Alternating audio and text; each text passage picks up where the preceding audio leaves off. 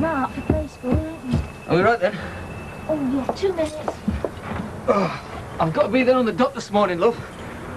Jack Crosley's bringing his car in. Oh, they're in here. Look, you can do all that in the car. Morning! Oh, hello, Nicky. Come on, give me a big sloppy kiss. Come on.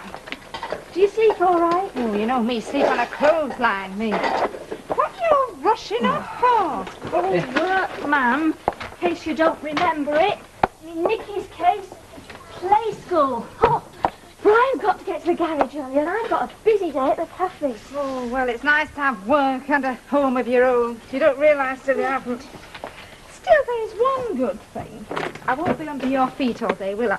Well, you make yourself at home, love. You know you're welcome. Oh, thanks, Brian. Oh, isn't he lovely, eh, your husband? Absolutely. Come on. You'll just have to find everything you need. Don't worry about me, love. Have a nice day.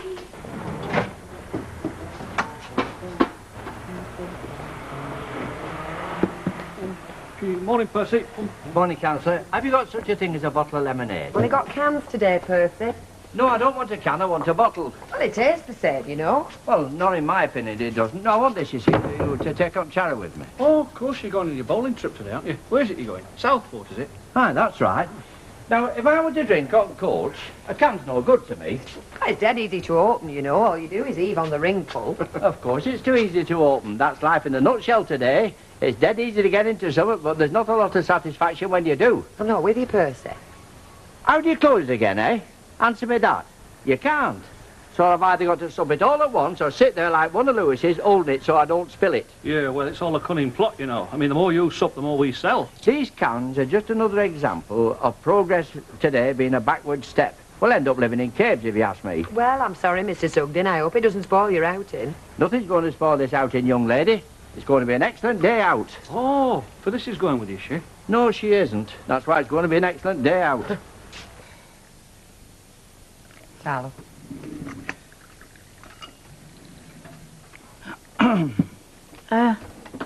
What time's your interview then with Mr. Newton? 2 o'clock. Ah, good. Well, he'll have had a bit of dinner, so he should be in a good mood. He might be in a good mood, Betty. I certainly won't be. He'll be left in no possible doubt about that and all.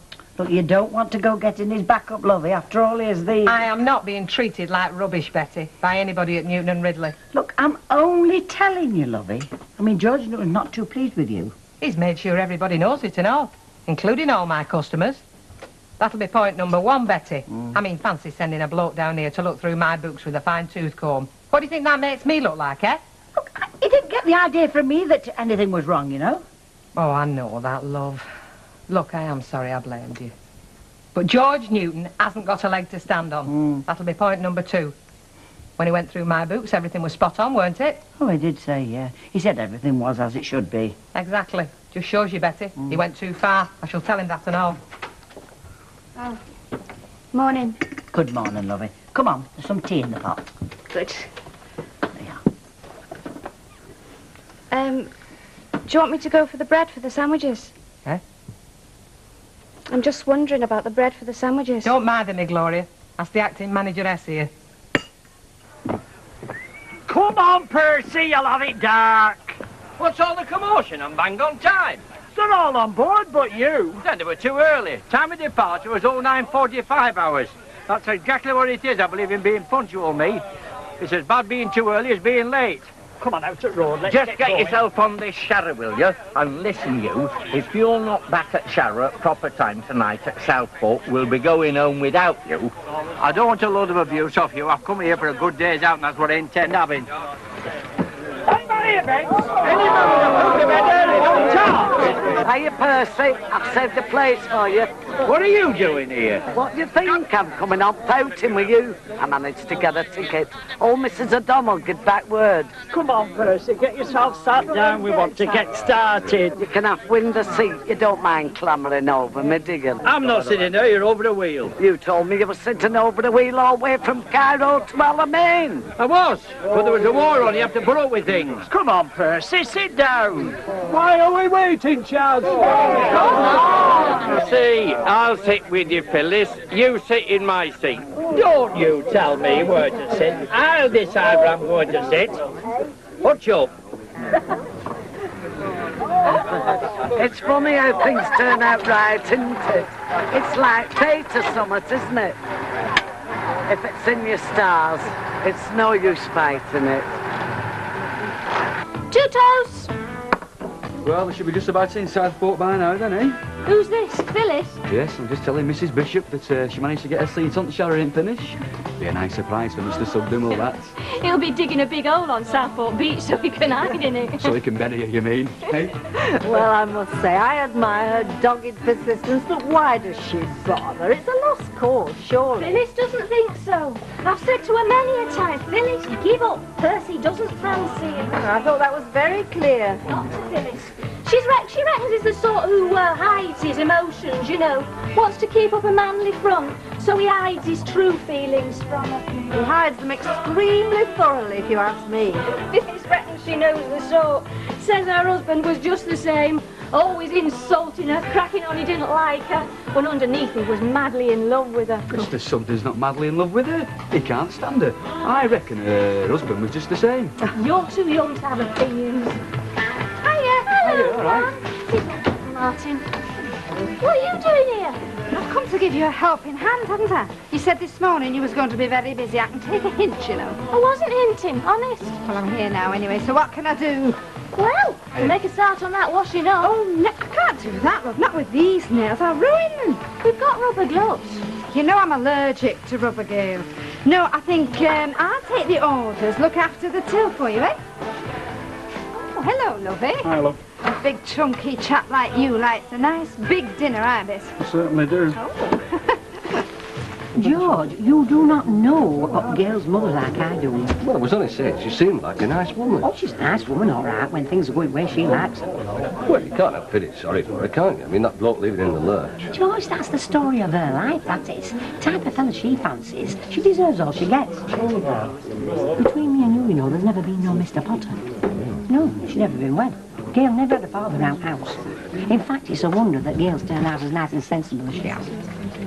Hey, you won't say out to Gail, will you? Oh, well, I wouldn't, would I? Well, I'm only saying now. She's all right, Audrey. She just takes things for granted. She'll be dumping herself on our Brian and Gail, you know, before they know where they are. Oh, and then there's our wedding, isn't there? You can just imagine what she's going to be like at that. Hey, by the way, love, you're going to see Father Dunn tonight, aren't you? All right, it'll probably be easy to do it on Saturday. He's bound to be at the match. Slow doing it Saturday, George. Do it tonight. Let's get it sorted and settled with. So, what would you like? Just a slimline tonic, please, for me. Slimline tonic and a half a bitter, please. Right. Jack, barrel wants changing. I doubt it. You won't be a minute. No sandwiches today. We've just run out. Betty's making some more, though. She won't be long. Where's Bet? Not off on another cruise. Oh, she's about. Got to go and see the big chief down at the brewery.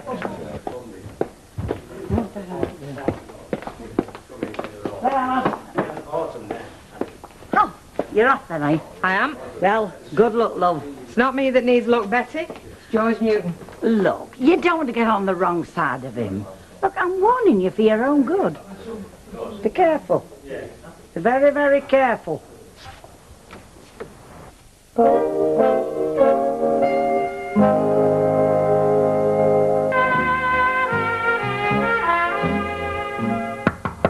Enter. Ah, Miss Lynch. Right, have a seat. Now, I'm not going to mess about because I've got a lot on my plate and not much time to waste. You'll know why I've sent for you. Excuse me, Mr. Newton. It was me who wanted to see you. I was on the phone to your secretary as soon as I got back. As soon as you got back, you said it. That brings us right to the point. Hang on a minute, Mr. Newton. I'd like to get this straight. I asked to see you. And I would have been here before this and all. Only your secretary said that this was the soonest you could see me. I do have a brewery to run, which you seem to have forgotten, and a lot of other houses to look after. There's nothing special about the Rover's return, you know. Oh, I know that. I just want you to know how I feel. I mean, when I got back and Mrs. Turpin told me that you'd sent a man down to look through my books in case I'd had my fingers in the till. I'm sure Betty Turpin never said any such thing. Not in them words, no. That's what it meant.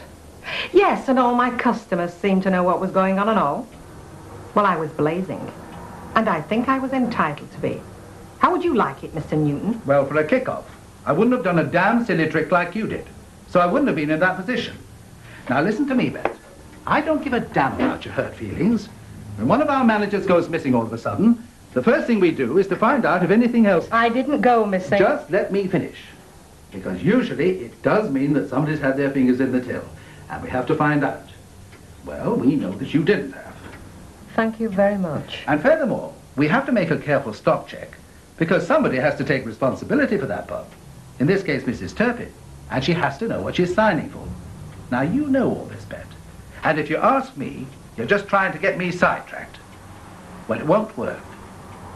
The point is, and the reason you're in this office, is because you had no business just taking off the way you did. I told Hilda Ogden exactly where I was going. Who? My cleaning lady. Oh, really? You left word with your cleaner? I did try to ring Betty. Anyway, I knew I was leaving the Rovers in good hands. And you must have thought so and all. Else you wouldn't have made her acting manageress. No, the way I see it, Mr. Newton, it's just a breakdown in communications. It won't wash, you know, Bet. It just isn't good enough. I don't know. You don't leave me much choice. I'm going to have to do something about you. Bye-bye. Oh, hello, love. So, I haven't seen you round here for a long time. Ah, yuck. Do you know, I thought I was in the wrong shop for the minute till I saw you. Yeah, the shop's a bit different. Still the same old staff, though. Well, I'm very impressed. It's still Alf's, is it? Oh, yeah, still Alf's. I never thought Alf would go in for anything like this. I always thought he thought civilization reached its peak with the bacon slicer. No, I think he's got big ideas, as Alf, on the quiet. Any road, love. What can I do for you? Well, nothing, actually. I just popped in to say hello. Is he about? Alf? No, he's down at the town hall, one of his council meetings. Oh, well, I'm sorry to have missed him. Does he still drink in the Rovers of an evening, or has he changed himself as much as he's changed the shop? No, he still drinks in the Rovers. Still hasn't lost any weight. Still shouts at me if I'm late. Still, you could have worse bosses, though, couldn't you? I mean, Alf always seemed pretty easygoing to me. Oh, yes, he is. Well, who thought all this lot up, then? They do say behind every man there's a woman lurking somewhere, don't they? Well, not behind Alf, there isn't. This was all his own idea. Ah, go on. Still, I bet it impresses all his lady friends, eh? Well, he hasn't got any lady friends, actually. Not unless he's keeping the merry dog. Oh, I better let you get on, hadn't I? I'll be seeing you. Try. Very well, isn't she, girls, Mum? Oh, heck. Alf won't know what's hit him. What? Oh, nothing, love. I just got a flash of pity for the male sex. Oh. Didn't last long, though. Yes, love. Fair dues, though, Mr. Newton. You can't point out any other mistakes I've made since you put me in charge of the Rovers. Can I take it? That means you're admitting you're in the wrong. I admit I made a mistake. Yes. Try to put yourself in our shoes. Look at it from our point of view. Thank you, Mary. You get shot of your previous pot man and move this fella from Blackpool, was it, into the pub. And the next thing we know, he's taken off and you've taken off with him. It's one thing for a barmaid to do a thing like that, Bet, but when you're in charge, it's just not on. Yes. And would a barmaid who did a thing like that expect to find she still had her job waiting for her when she came back? I shouldn't have done it. I didn't think. But like I say, it's the only mistake I've made. To be frank with you, I think the mistake was ours, putting you in charge of the Rovers. I said to Sarah Ridley at the time, I didn't think you were ready. She was the one who wanted you. I did hope that she would have been in on this interview. Because I think she would have taken a different view than what you have. Well, that's where you're wrong. She thinks the same as me. She thinks you can't handle the responsibility, can't cope with it. What's your opinion, Bet? Honestly. Oh, I can cope. I think I've done a good job. I mean, you said yourself. The money was all in order, and the stock was right. We're doing as well as any other pub round that way, and times aren't easy. They never will be in the license trade, not anymore. That's why what you did was out of order. There's lots of people who would give their right hands to be running the Rovers' return, you know. Do you want to keep the job? Yes, of course I do. You know I do. I think we'll leave the final decision for 3 months. Unless you force us to take a decision before then, Bet. Do you understand me? You can't afford any more, to use your own words, mistakes. So, you're putting me on probation? Yes. If that's what you want to call it, I suppose we are. There you go, girls, all right? No fat, though, isn't it? I mean, shops like them are little gold mine. I don't know. All I know is gold mining can be hard work. You'd think he'd have married again, though, wouldn't you? I mean, you've just got to look at him. He is the marrying type. I wouldn't know. Look, ma'am, if you meant what you said about helping... Of course I meant it. That's what I'm here for. I'll go and clear them tables for you. Bacon, egg and chips, tea, bread and butter, please. Slippy neck. Carry on with that buttering for me, Martin. I'll tell you something, I never thought I'd miss Phyllis this much. Absolutely. Me man might as well not be here for all the help she is. Actually, Aunt Gail were just saying she's often wondered why Alf Roberts hasn't married again. Some people think too much of the husband they lost, or the wife, of course. I think Alf would like to get married again because, well, he asked Rita. She turned him down. She left you? She must be getting very choosy in her old age. I'm sure Alf wouldn't like it generally known, or Rita, if it comes to that. Well, I haven't said anything, only to you. There's no need to worry about me, love. If there's one thing I do know, it's how to keep a secret. I've had plenty of practice. What's taking us so long? That's what worries me. She should have been back ages ago. Perhaps she's gone off on holiday again. Not nice, Gloria. We'll probably get a postcard sometime next week. So where is she? I mean, we should be opening up in about 5 minutes. Time for another pot of tea. I'll put the kettle on. No, not for me, love. I can manage with this. Oh, hello, lovey. I was just saying we should be thinking about opening up. Yeah, I'll do it, shall I? Hang on a minute, Gloria. Sit down.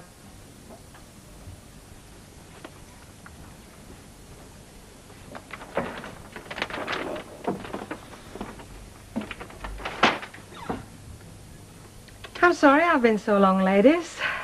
I went shopping. I bought myself a new frock. Oh, I see. Celebrating something. You could call it that, love. So, everything went off all right at the brewery, then? Went off all right. Well, of course it did, Betty. We're old pals, me and George Newton. We had a good laugh. Oh, I'm glad. And I'm glad you're back in charge, love. No, not quite, Betty. Not till tomorrow morning.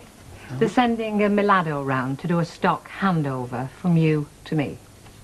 Oh. Oh, yes, you see, they have to do it. It's just a formality. That's why they sent him after I went on my holidays. It's 5:30, Bet. Yes, well, let him wait.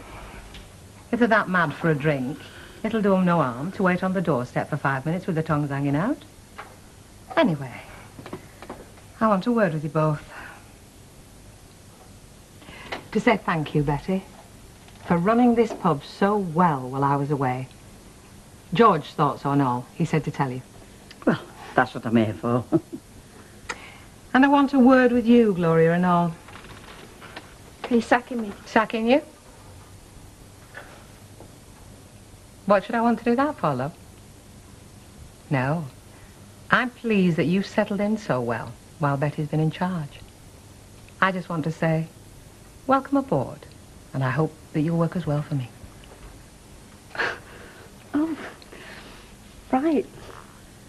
Now you can open up, love.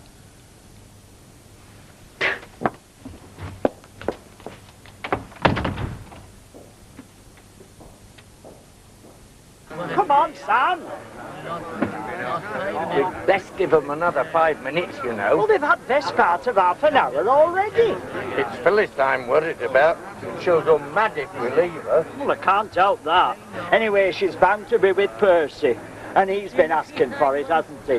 When he got off this coach, she was shouting the odds about all being aboard on time. And that's my job, isn't it? Why are we waiting, Chad? You know why Arthur Powell wants to set up, don't you?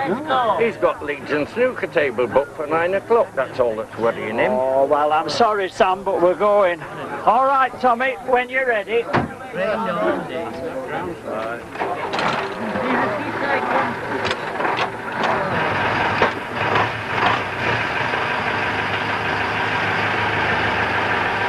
Yeah. You look to be getting a bit short on lagers, but do you want a couple of crates fetching up? Oh, hang on. Betty, Jack says, do you want any lagers bringing up?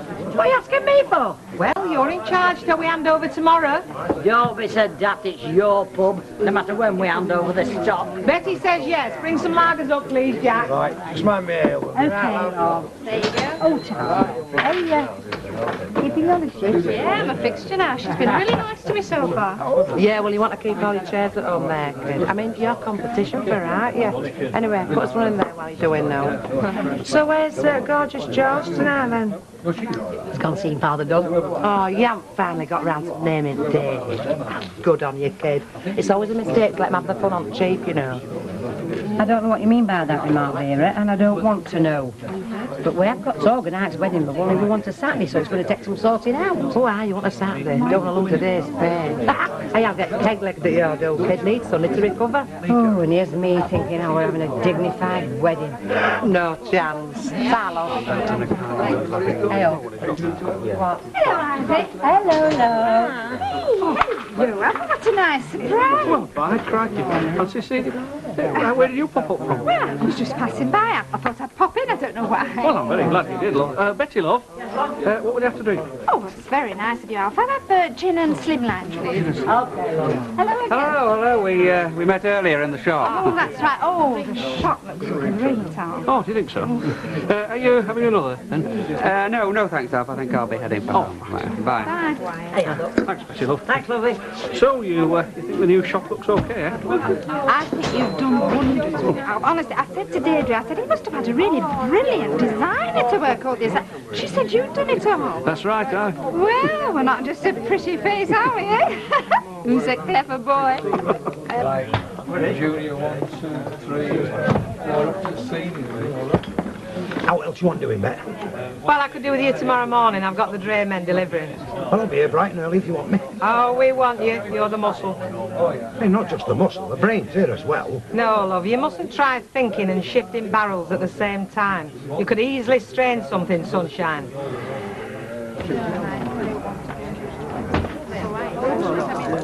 Has he been in? Who? Percy Sugden. Oh, he's gone on some coach trip somewhere, only where to, I don't know. Southport. I were on it. And he were and all till he went missing with Mrs. Pierce. Percy can't abide her, mate. That's his cunning. It's all a trick, so she won't be expecting it when he wants his way with her. Could be, you know. I mean, it's an old trick, that, isn't it? I bet he's got her in some guest house in Southport now, plying her with gin. Well, he's got me to answer to. It's the talk of the Bowls Club, is this. He's ruined that woman. Ruined her. Oh, I'll be getting to my business premises, start making me first million. You'll be lucky if you get past £1/2. You can scoff as much as you like. I'll not hold it against you when I strike it rich. In fact, when I buy my first Rolls Royce, you know what I'm going to do? What? To show that there's no ill feeling, I'll let you clean it for me. Earn yourself a few bob. Flipping would you and all. Right, Mum, I'm off. See you. Blimey, Charlie, what are you showing off so soon for? Have you got a moving job? No, just thought I'd get down the yard and see what might crop up. Must like work, you. First one in this family that ever has. You don't take after your father, that's for sure. Now, come on, credit where it's due. I mean, I'm doing 2 jobs these days. Oh, aye.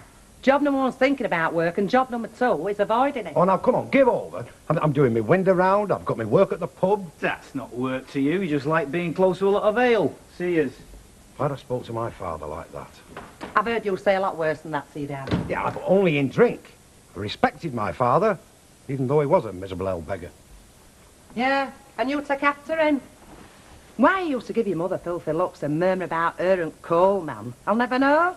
Because the older you get, the more you like him. I could give over, I'm working my guts out here. I've got my pub work and the window round. What? You hardly ever do any windows now. I do. When?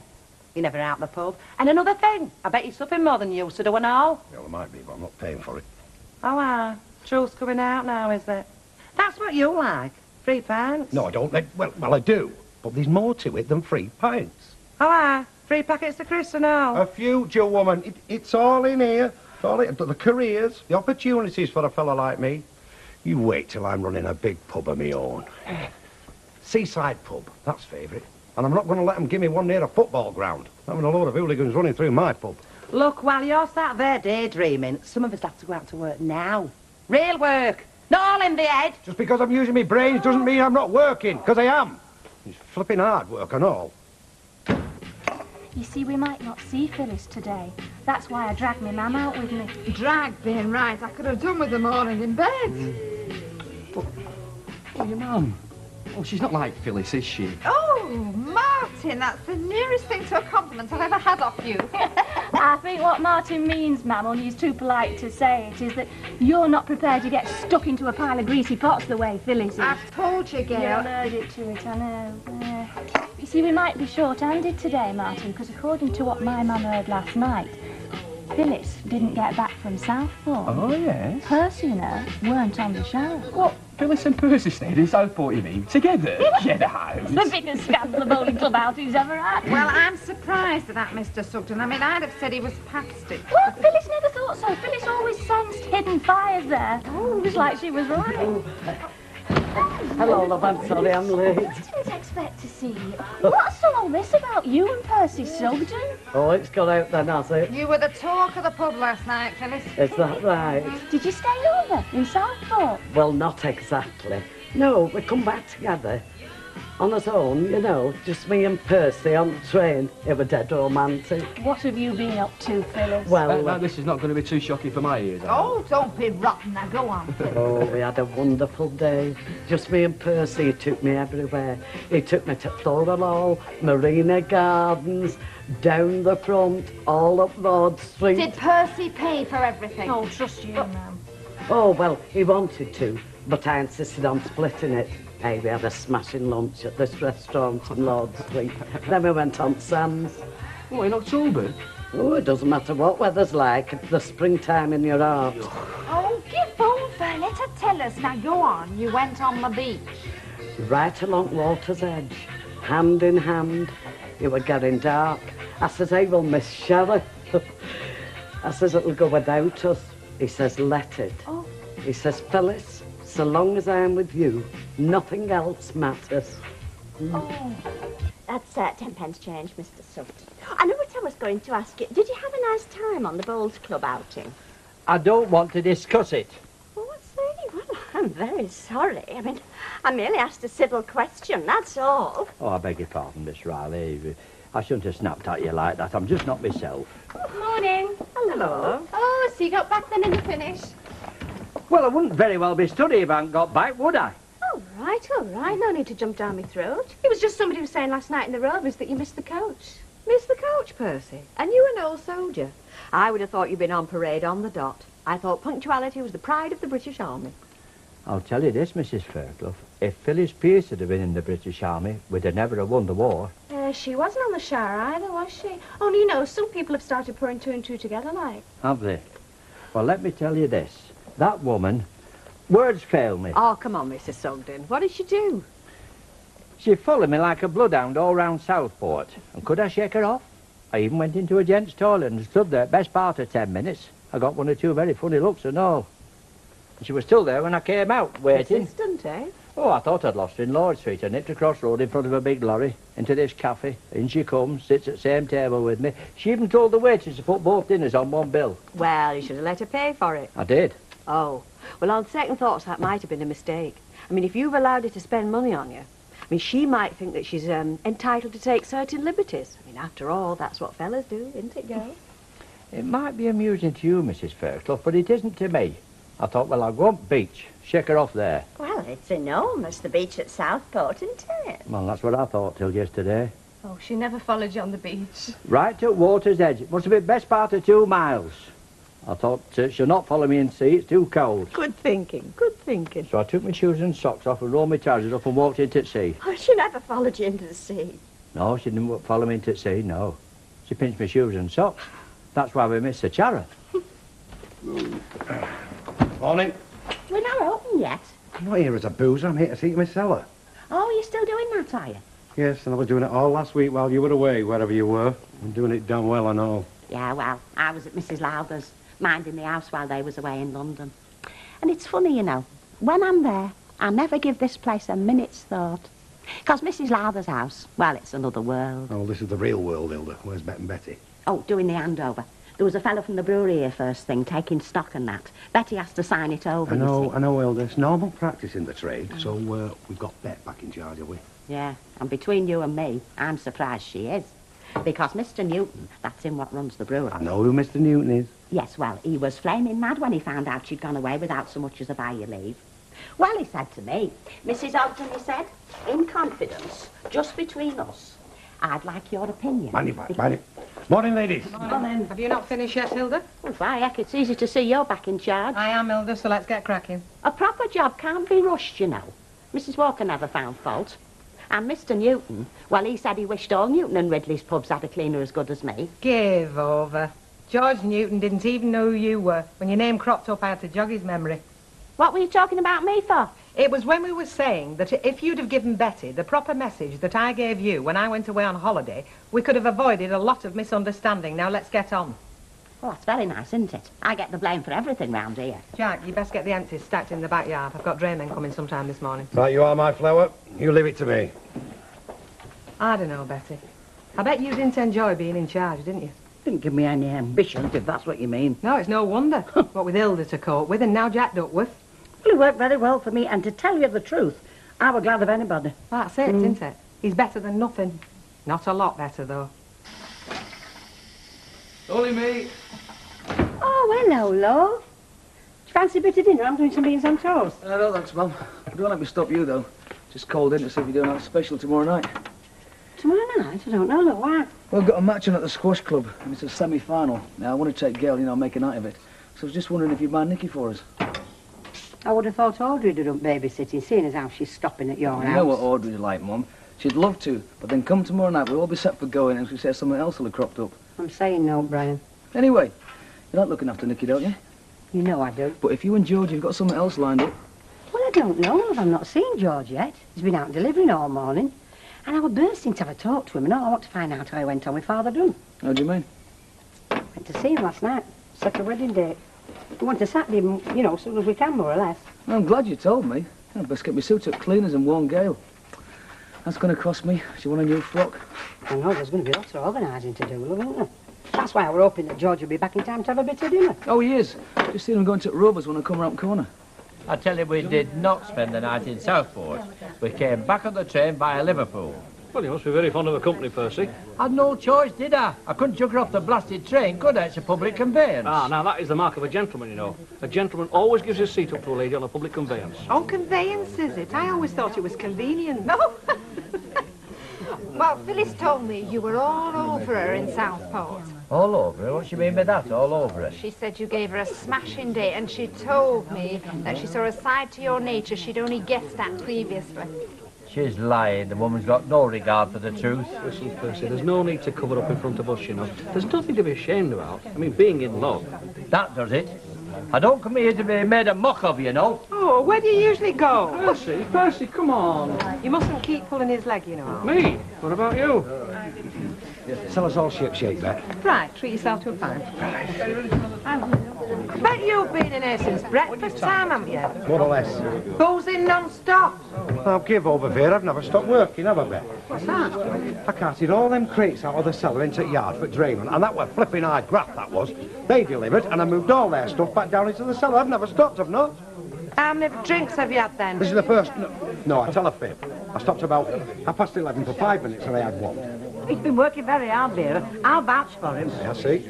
Did you do any windows before you come in here? Do give over, Vera. You lose it, you know. You let it slide. Somebody else will set that window round off you, and then what will you do, eh? When all this is finished? There'll only be one reason all this finishes. It's because you keep coming in here, slagging me off, making out I'm idle, and you don't give a damn who's hearing. Listen, I am trying to make some out of my life, and you are holding me back. Look, don't blame me for what happens in your life. Look, I would like to make some out of this pub life. Give half a chance. So don't sabotage the war effort, eh? All right. I must be mad, but well, all right. Oh, you are in here, love. I thought you'd have been coming round to our house for a bit of dinner. I've only just got back. I've been out in the van all morning. Oh, there's me dying to have a word with you. I want to find out how you went on last night. Last night? Yeah, with Father Dunn. What did he have to say, love? Hey, kid, having a drink or what? Look, I've got to get back. I've got a van load to get over to Lee, you know. Yeah, but hang on, George. I wanted to talk to you. Look, I'll come round to your place tonight about 7 or so. I'll see you then. Yeah, okay.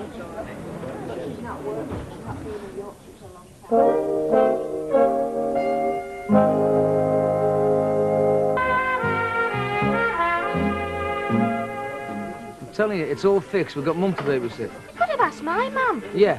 We could have asked her. See what you mean. Anyway, it's going to be a good night, so we're going. Yeah, it'll be a nice change. All right, see you tonight then. Ta-da. See ya. Hey, gone toast twice, see ya, mate? There's a pile of pots stacking up in Oh, back I know, but I haven't got the heart to shout at her. I mean, look at her. She had Percy subbed in exactly where she wanted him yesterday. Now she's got Sam Tyndall jumping through hoops at her every win. She'll do me. When we got back to that car park and Cher had gone, Percy were blazing. He blames you, you know. Me? I made him hang on a good half hour, and when we set off, I made driver go right down front on the off chance we'd see you. It was you I was worried about, mind you, not him. He reckons you're jealous of him. Me? Jealous of that twerp?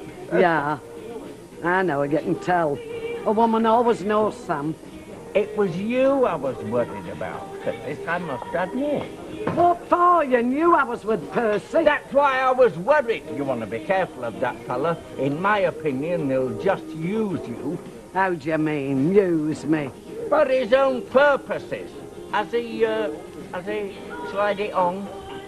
That's my business.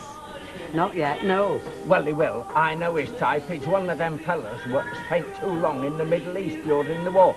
They just look on women as playthings. Is that right?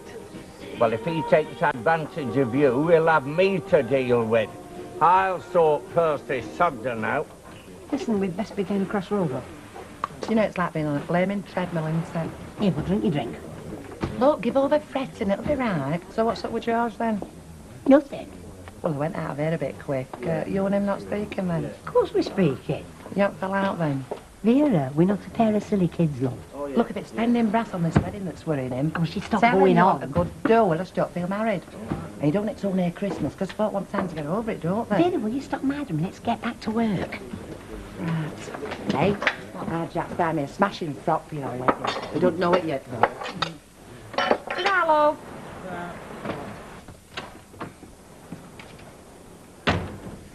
Hiya. Hello, Terry. I've put a new lock on the yard gate, so anyway, there's a spare key. What for? Well, it is your yard, isn't it? You might want to get in. No, I won't. Not if you keep paying the rent. Well, anyway, you better take it. It's nice to know where there is one if I lose mine or if Curly loses his. Oh. What was wrong with the old lock, anyway? Getting a bit dodgy. One good eve, you'd have it open. Have you got something in there worth pinching? Well, I don't know. We're doing the odd house clearance now. You know, people are chucking stuff out, and some of it seems too good to be thrown on the tip, so shove it in the yard. Oh. What do you mean you're getting antiques? Oh, I don't think so. Mind you, I couldn't tell the difference between something that's just old and something that is an antique. Well, Mavis is the one to consult, because she's been both. Take no notice of her. Is your business doing well, then? Well, I wouldn't say it's booming. I'm not making as much as I did at the meat market, but it's not bad. So don't forget, if you hear of anybody that wants anything moving... We'll give you a shout. In return, will you give your father a shout? It's weeks since he did them windows. I'll tell him. I'm not guaranteeing it's going to do any good, mind you. He's got other things on his mind right now. See ya. Ah, come on, lads, let's be having it. I know it's the best deal for 50 mile around, but we haven't got our licence to think about. Hey, listen to him. He used to be the worst after-farm pest we had. They say poachers make good gamekeepers, don't they? Good, lads, if you can't be good, get one for me. There we go. Do you know, I thought I was going to have trouble with him. How do you mean? Wandering hands. He's behaved himself. Oh, dear. Well, he's kept the beer in good nick, hasn't he? George Newton said he'd make a very good cellar man. It's not George Newton that runs this pub. No, I was just saying. I run this place, not George Newton.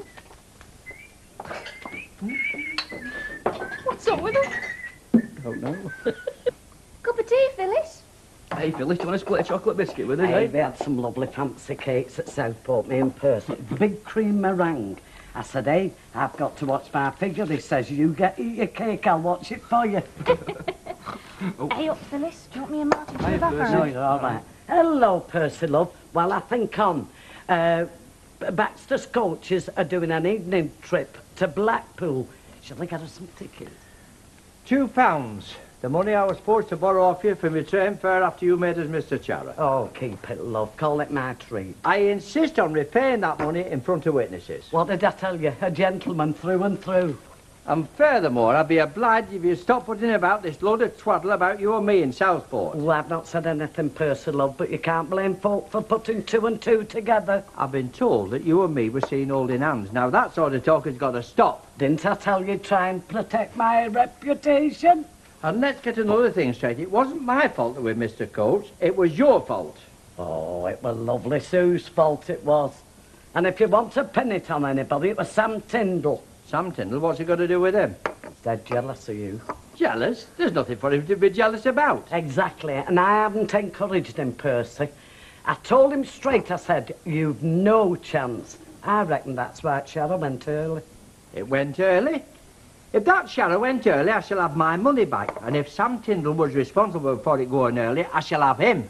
Hey, what about that trip to Blackpool? Shall I get us a ticket? You're a wicked woman, You'll not be Phyllis. satisfied, will you? I reckon you want to see Sam Tyndall and Percy scrapping over you, don't you? Oh, hello, love. Come in. I've been waiting for you. I've only just got back then. Well, I've not made you any tea yet. Have you had anything? Not a chance, no. I've not stopped this afternoon. Oh, George, you've got to have a break, love. I mean, blow bold when you're entitled to a break. I tell you what, you sit down and make you some nice sandwiches. I've got some lovely boiled ham. I don't want anything to eat, Ivy. Don't want any bother. George, you've got to eat, love, and it's no bother. Look, come on, you sit yourself down. Read that evening paper. I tell you what, there might be a can of beer in the fridge. I don't want to be here, Ivy. OK, well, you relax and make sandwiches. You're well out of it this afternoon, I'll tell you. Baldwin were driving me mad on one of his economy drives again. I've just put a kettle on, love, and then we'll have a right nice cup of tea, eh? Another pint, Brian. Yeah, cheers, Teddy. Yes, please, Bet. 2 pints when you're ready. Right, Hop, coming up. You made enough money to stand in pints. I'll make a go of it, mate. Don't worry. I'm quietly confident. That's what you want, confidence. All rich blokes have to have confidence. Aristotle Onassis, he had plenty of it. Look where he ended up. He's dead, isn't he? Oh, he's dead, certainly, yes. But then the snacks and everything, isn't there? All ship shape again. How else you want to do it? Well, that's Bet. No time, Jack. We'll be all right. Well, give us a shout if you want out. I would have thought he was her type. I'd have thought she'd have fancied something a bit more flash. Yeah, well, she goes for what's available, doesn't she? And he has got a bob or two in his pocket. I had this friend once during the war. About the time I met my Stan, my late husband, you know. She was just the same. Wouldn't look at a chap unless he had power and a bit of money. Had to be a lance corporal at least. Oh, I've been working practically non-stop, you know. Mind you, I'd rather be busy than stood twiddling my thumbs. Oh, I'm the same. I said to our girl, the busier this cafe is, the better I like it. Oh, you're helping at the cafe? Oh, I couldn't see us struggling out. Well, you know, I've a lot of time for anybody who'll muck in and help when things get tough. Do you want another of these? Won't say no. Mind you, I never have been able to say no. Look at the trouble that's got me into. What do you want? I want a gin and slimline and a pint of bitterroot. Hang on, Jack. Gloria will be with you in a minute, Al. Oh, all right. Sorry. I can serve you. I wanted a word anyway. Look at all the serving and about, but you get a bit of a rush on, you know. Jack, how can I put this? The thing is, don't get too comfortable. How do you mean? Look, these last couple of weeks you've been a real good help and all that. But I don't want you to start thinking that there's anything more to it. I'm not with you. Look, you're a good customer who's given us a good helping hand. But you're not the long-term answer to my problems in the cellar. I'm going to have to start making different arrangements pretty soon. What's wrong with me? Nothing. I want you to come in this pub for many years. As a customer. So I said, now look here, Mr. Baldwin. No matter which way around them machines are facing, we're still going to need lights on while we're working. I don't know, he gets these bees in his bonnet, don't you, love? Still, you know him, don't you? Here, now you get these down, you. Ivy. Oh, there's me rattling on about work, love, and you haven't had a chance to get a word in, have you? Now, come on. I want to know what's been sorted. How did you go on with Father Dunn? Look, love, I think you'd best sit down while I tell you. Oh, George, don't tell me I haven't got a Saturday between now and December. He must have one somewhere. It's not that. It's nothing like that. I didn't go and see Father Dunn last night. Why not? I thought you said you'd go out fair and see him. Well, I didn't. There'll be no point. How do you mean? I've been putting off trying to tell you this, but I've got to. I'm not a widower. My wife's not dead. We're divorced. Now, don't get me wrong. I'm free to marry, and I want to. But you know as well as I do, there's no way Father Dunn will marry us in church. George, I don't... No, listen, I'm sorry. I should have told you before, but it's got to be a registry office, too. George, do you know what you're saying? We can't have a church wedding. I knew that would upset you. George, you're a Catholic, love, same as me. You're still a married man. In the eyes of the church, yes. In my eyes as well, George. Oh, how could you?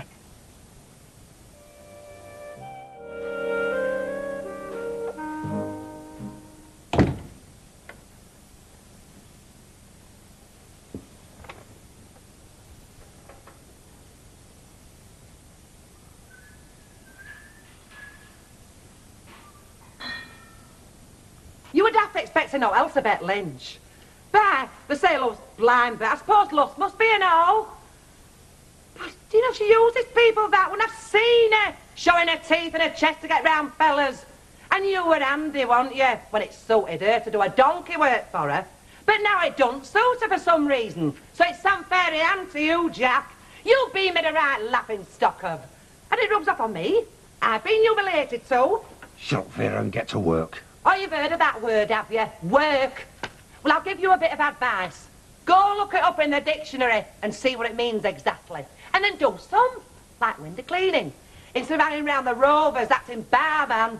Bet Lynch's poodle more like. I am doing something I like doing for once in my life. Oh, I don't doubt it. We all know that you think a life support machine's a battle of best bitter. She wants rid of you, Jack. God, if you've got any pride at all, you'll ditch her first before she gets somebody else. Yes, let her stew in her own slops. Are you listening to me? Look, my pride's at stake and all, you know. Oh, shit.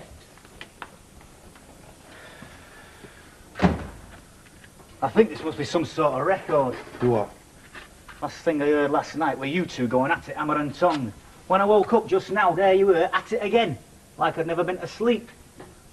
Have you two been arguing all night long? Your mother doesn't argue. She grinds you into the ground with her opinions. Andy, it's me, Vera. It's nearly 8:20. Andy, can you hear me? Oh, you have got to go to this week or something, have you? Andy, are you upstairs or what? Andy! Hell's bells, about time and all. Do you know I thought I was losing my voice out there? I've skinned my knuckles. What are you doing in your dressing gown? Why aren't you dressed for work, Cara? I'm not feeling very well, love.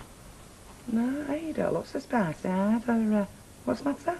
I don't know, I'm sickening for something, you know, for it's flu. You know. Oh, well, you'll get back to bed, kid.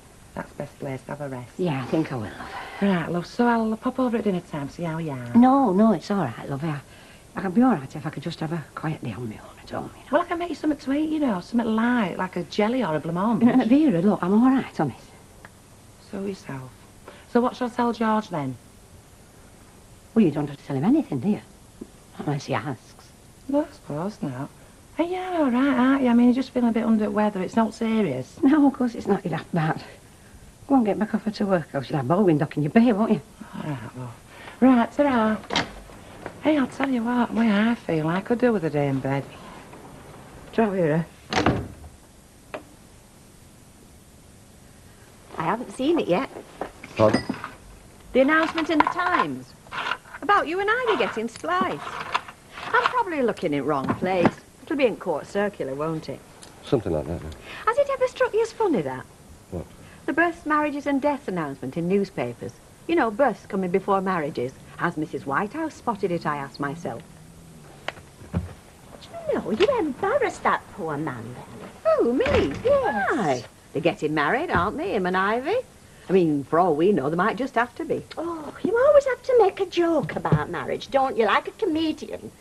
Perhaps if people took marriage more seriously, there'd be fewer divorces. The only way some folk can stand being married, love, is by getting hysterical every now and then, especially when they see the old fella in his underclothes.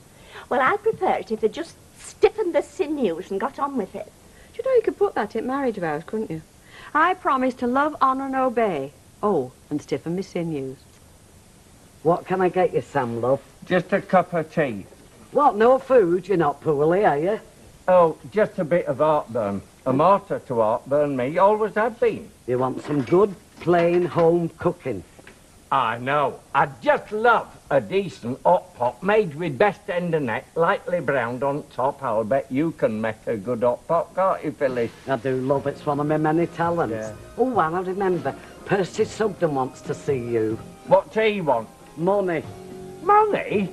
He reckons you should have paid his fare home from Southport the other night, because it was your fault he missed Sherry. It wasn't my fault. I told him that, but I couldn't convince him. I'm not kidding, he wouldn't believe me. Well, he can whistle for his money. Shall I tell him that? You can tell him what you like. I won't pay 2 a wreath for him, never mind any train fare. Oh, Sam, you're dead macho when you get mad. Has anybody ever told you?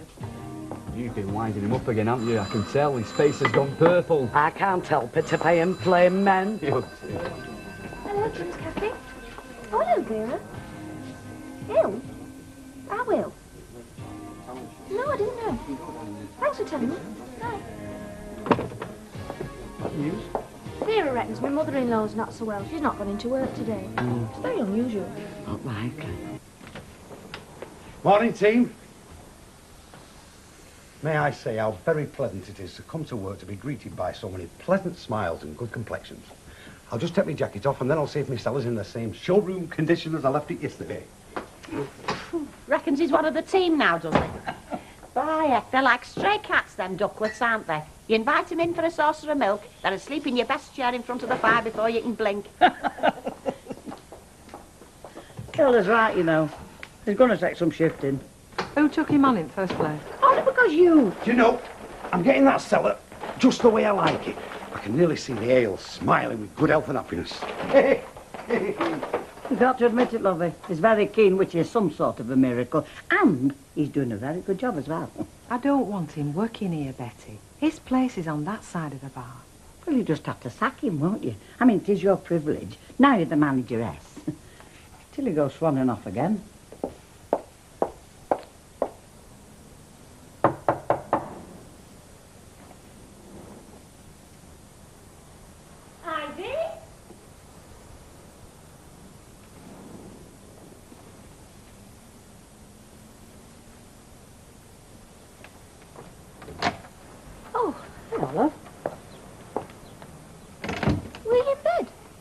Yes, I was, as a matter of fact, yeah. You are ill, then. What's Vera been telling you? She was worried about you, so she rang me. Yeah, well, I wish she'd mind her own business. What's the matter?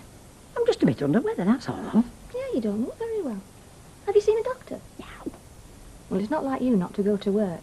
I've seen you drag yourself on your hands and knees across that road. I'll bring the doctor in. Ask him to come. No, Gail, stop, don't fuss, love. Well, does George know you're ill? Well, I suppose he must do if you've not gone to work. Gail, I've told you I'm all right. Don't you understand English? I'm sorry, love.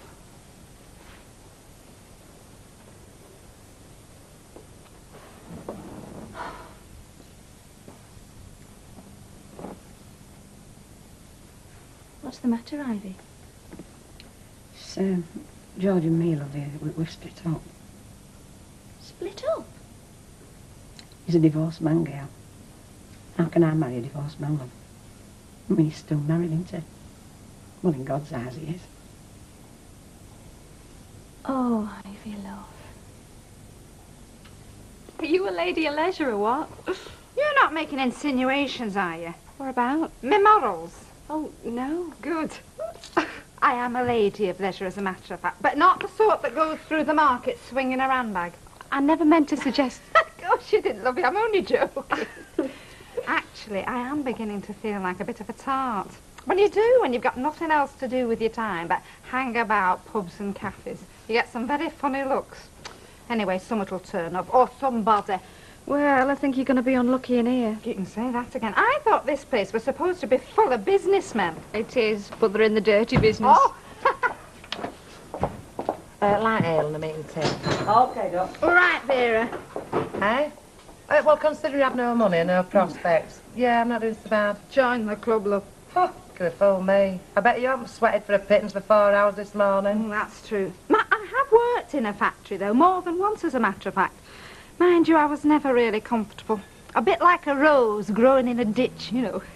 Yeah. There you are, lovey. I do. What are you doing? Oh, don't tell me she's got you charring for her now, has she? I'm just doing Miss Cellar out. I don't believe it. I do not believe it. I don't think you've ever had a brush in your hand, let alone a mop. Definitely not in our house. Have you gone soft in there, or what? Easy on, Vera. You keep your nose out of this. This is between husband and wife, this. Not if you conduct your Oh, affairs here in she this is, pub, it's lady, not I am Vera. mighty. I'll tell you something, shall I? Seeing as how my husband hasn't got the guts to do it, you've had him for a right mug you had this last few weeks. You button your lip for once in Look, you, it's right what I say. You know it is, and she definitely does.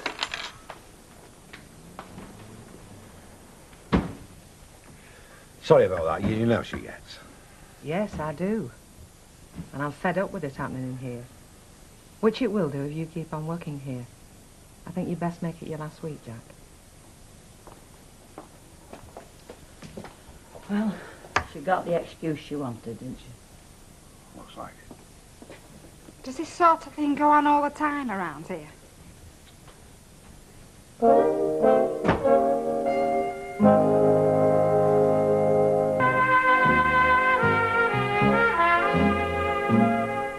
She doesn't want to see you. I'm sorry. I didn't think she... Well, so long as she's not ill.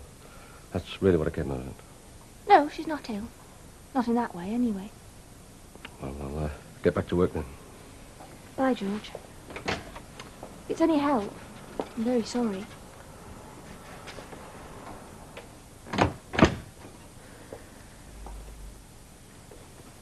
Come to face him, love. I know.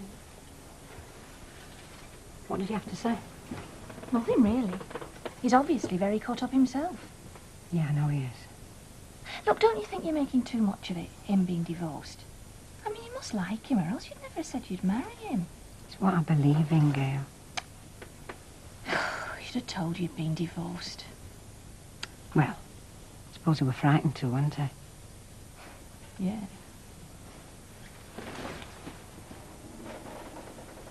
I'll have to be getting back to work. Yeah, you will, love. I'll be all right. Do you want me to tell Brian about you and George? Well, he'll have to know sooner or later, won't he? Poor lad. I think he thought he got me off his hands as well. Well, if I were you, I'd walk out right now. That's what I did when she came the acid with me. She's been as nice as pie. Now I'm back again. I do think people respect you more if you stand up for yourself. If I stand up for myself, lovey, I'm out on me neck. Well, you will be anyway on Friday, so you got nothing to lose. Don't worry, I'm not done for yet. What can happen in 3 days? What are you going to do? Charm your way back into a good books? Wouldn't be the first time, love. Really? Tell me more. When you're 21. Oh, hello, Percy. Fancy seeing you. Well, I'm not exactly a stranger to this place, you know. No, I've just nipped in for a drink. More of a pick-me-up than anything. Hey, we've been run off our feet in that cafe this lunchtime. Have you? Yeah. A port, love. Would you like one, Percy? No, I'm all right, I am, thanks. Just a port, then, love. You didn't call it cafe then this morning? No. You called it paper shop, Rita told me. And did she tell you what I said and all? Aye, and I agree with you, no. You do? Mm. Well, it's no use keep reaping up Southport, is it? It's history now. I wish Sam Tyndall had let it drop, though. What about Sam Tyndall? Oh, I'm not causing any more trouble. What's he been up to now? Well, I suppose it's only fair. You should know what he's been saying about you. Well, what has he been saying, then? He reckons why you didn't ask for your fare, which you're entitled to, because it was him as got us stranded, wasn't it? He reckons you didn't ask for it because you're scared of him. Me scared of Sam Tyndall? That's what he said, but I know you're not. Me scared of that squirt? Ooh, you're a real little volcano, aren't you, Percy? Wait till I see Sam flipping Tyndall. Well, I think Ivy should count herself very lucky that she knows what his married status is. Well, most of the fellas I've known have lied their heads off about theirs. Oh, no, Audrey, love, of course I'm not married. What on earth made you think that? And you can see the mark the wedding ring's left as they've slipped it off the fingers. Yes, well, Ivy's not met many chaps like that, so she's very upset. No, she has led a very sheltered life, hasn't she? There's something to be said for living dangerously. At least she learned to take the knocks. Ma'am, can't you find something to do? No. That's why I'm standing here in this dim smoker's paradise. You could have had Nicky today. Yeah, well, I was going to go shopping. Then go shopping. I've no money, Gail. Then window shop. Oh, that would be torture. Do you know, I was going to go straight home and make your teas for you. I think I've taken the hook. Goodbye. See you, love. What would she say, do you think, if I asked her out one night, eh? She'd probably snap you up. In education, would that? Wouldn't it? Oh, how do you do? Hiya, Phyllis. I am sorry I'm late, love. Percy's been plying me with drinks at Rover's, you know what he's like. Well, what have you been up to now, then? Come on. Hey, well, I'm keeping things on boil. Oh, yeah. Because while he's fighting Sam, they're both thinking about me, aren't they? Fighting? She should have been one of them round table lot, Phyllis, dishing out favours to her knights in armour. I think she'd have made a better knight in armour myself, don't you think? Tin.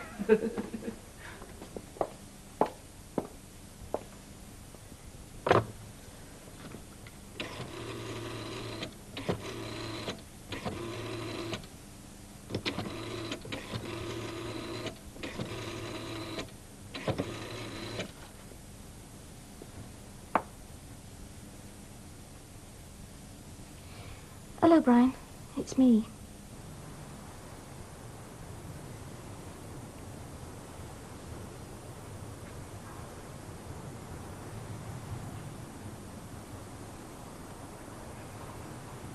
Hey, Tyndall! I believe you've been looking for me. Well, I'm here. I had one in there, and there'd have been two but for you, Sugden. The way you were bowling that would have been looking to stop up green. I can put a wood on a sixpence. I might be able to do it from a few inches, but not across there you wouldn't. Anyway, I'm not coming here to argue about bowling. Well, whatever it is, I wish you'd get on with it. There's brass on this game. Oh, you're taking his money off him as well, are you? Yeah, something you couldn't do, Sugden. I wouldn't lower myself, Tyndall, though you do owe me money for that train fare. But like I say, I wouldn't ask you for it. It'd feel dirty in my pocket with your brass. I'm just letting you know I'm not frightened of telling you to your face. Thump him, Sam. Do you want a good thumping, Sugden? Anytime you feel like giving me one, come on then. Come on, come on. That's enough. I was only joking. Come on, Sam, let's get on with the game. You're very lucky, pal, that there was somebody here to stop me from pasting you. It's you that was lucky, pal, you didn't get pasted. And keep away from Mrs. Pierce. I'll see as much as Phyllis Pierce as I like, as much as I like. Is that Syrian? Will it be in for his tea dinner? How do I know I've not seen him? What happened in Rovers after I left your dinner time then? What do you think happened? I got the push dinner. What? She fired you there and then? Friday, that's when I leave. Well, I hope you're not blaming me. Of course I'm blaming you, and your big mouth gave her the excuse, didn't you? Well, she would have fired you anyway. Not until she got somebody else, and she might never have done that, but you had to go and put your big nose in, didn't you? Talking about humiliating people. How do you think I felt, eh? Look, you might thank me for it one day. You'd have soon got fed up of being at Bet Lynch's beck and call. Didn't suit you for anyway. Well, you never get it into your thick skull, Vera, that I like pub work. I'd like to make a go of it. Even have a pub of my own someday, perhaps. You? Yes, me. I know you think I'm rubbish, and maybe I am, but I have never really tried to make a go of something. And I think I could make a go of a pub, and I haven't been thrown out of the Rovers, not yet. So till I am, you keep that shut, and don't you cause me any more trouble again. Comprendi?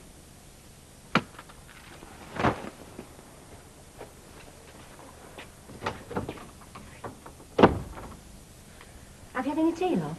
No. Oh, Brian, you ought to have a bit of tea when you're working out. Do you want me to get you something? I'll have it when I get home. Oh. Well, it's good of you to come, love. I feel a lot better now. You were a nicer girl to come round as well. How's my little grandson? He's all right. Brian, these things happen, you know. I mean, there's no point blaming anybody. It was just that George couldn't bring himself to tell me sooner. I'm not blaming George, Mum. Oh. Let's get it straight. George doesn't want to call the wedding off. No. It's you. Yes. Because he's divorced. Yes. And you're very unhappy about it. course I am, love. I'm upset after all plans we made. Then it's a stupid reason, Mum. Brian? It is. He hasn't got a wife, he's divorced. How long since? A few years. But he's a single fella, and you're a single woman. Ma'am, that's what marriage is for, so you can get together. He's not single in the eyes of the church, Brian, and you know that very well. It means we can't get married in church. And get married somewhere else. I don't think you know what you're saying, Brian. My religion's important to me, love. I thought it was to you. Religion. All the trouble it causes.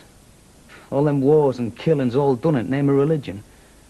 Ma'am, how can something be so good if it's responsible for all that suffering? That's not religion's fault, Brian. It's human beings that aren't perfect. So two nice people like you and George can't get married because he made a mistake. Which didn't harm anybody. He's got no kids, has he? No. Who left who? George or his wife? His wife left him for another man. I don't believe what you're telling me. It wasn't even his fault, and religion says you have to ruin your lives over nothing. I'm sorry, Mum, but if that's religion, I don't want to know. I feel very sorry for you, Brian. You don't know what you're missing. I didn't expect to see you in here tonight, lovey. Her hasn't put it out of bounds, you know. She could. Look, I never meant that.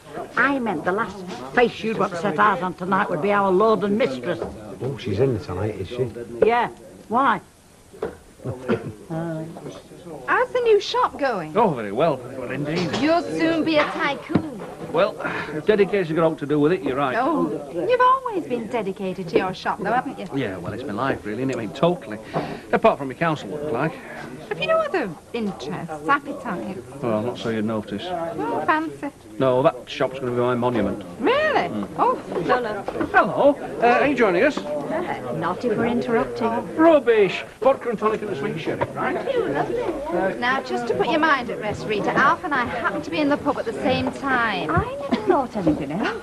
He says he's dedicated to his shop. Well, he is these days. I think he wants to make a real success of his new shop. Oh, do you know, it's a pity, all that time and energy going on tea bags and tins of rice pudding. I mean, he's in his prime, isn't he? Oh, he's a fine figure of a man, Alf. He always seems to be wearing his white overall, though, when I look at him. It's a pity. You'll have to get yourself a pair of rose-tinted glasses. Oh. And he backed down when you threatened to hit him. It was like a cushion with all the stuffing knocked out of it. Oh, you're a fighting cock, you are, aren't you? Only when it's necessary to put people in their place. I'll have half a best bit of Betty, please, and whatever Mrs. Pierce is having. Oh, I'll have a port, please. Things are looking up, Phyllis. Don't tempt fate. Good evening. Hello. Jack? Never would. What? It's about me taking Muke at weekend. What about it? Well, I thought I'd have a word with the brewery, George Newton himself. What?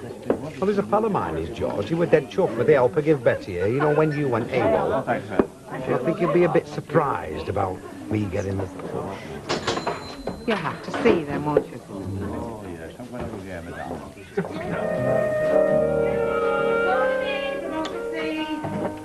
Are you ready for it then? Bastille? Well, it's had that workhouse, isn't it? How are you feeling in the road? Feel rotten, Vera. Oh, aye. Have you been to the doctor's? Not a doctor I need, love. There's a cup of tea if you want one. It's George, isn't it? 10 out of 10.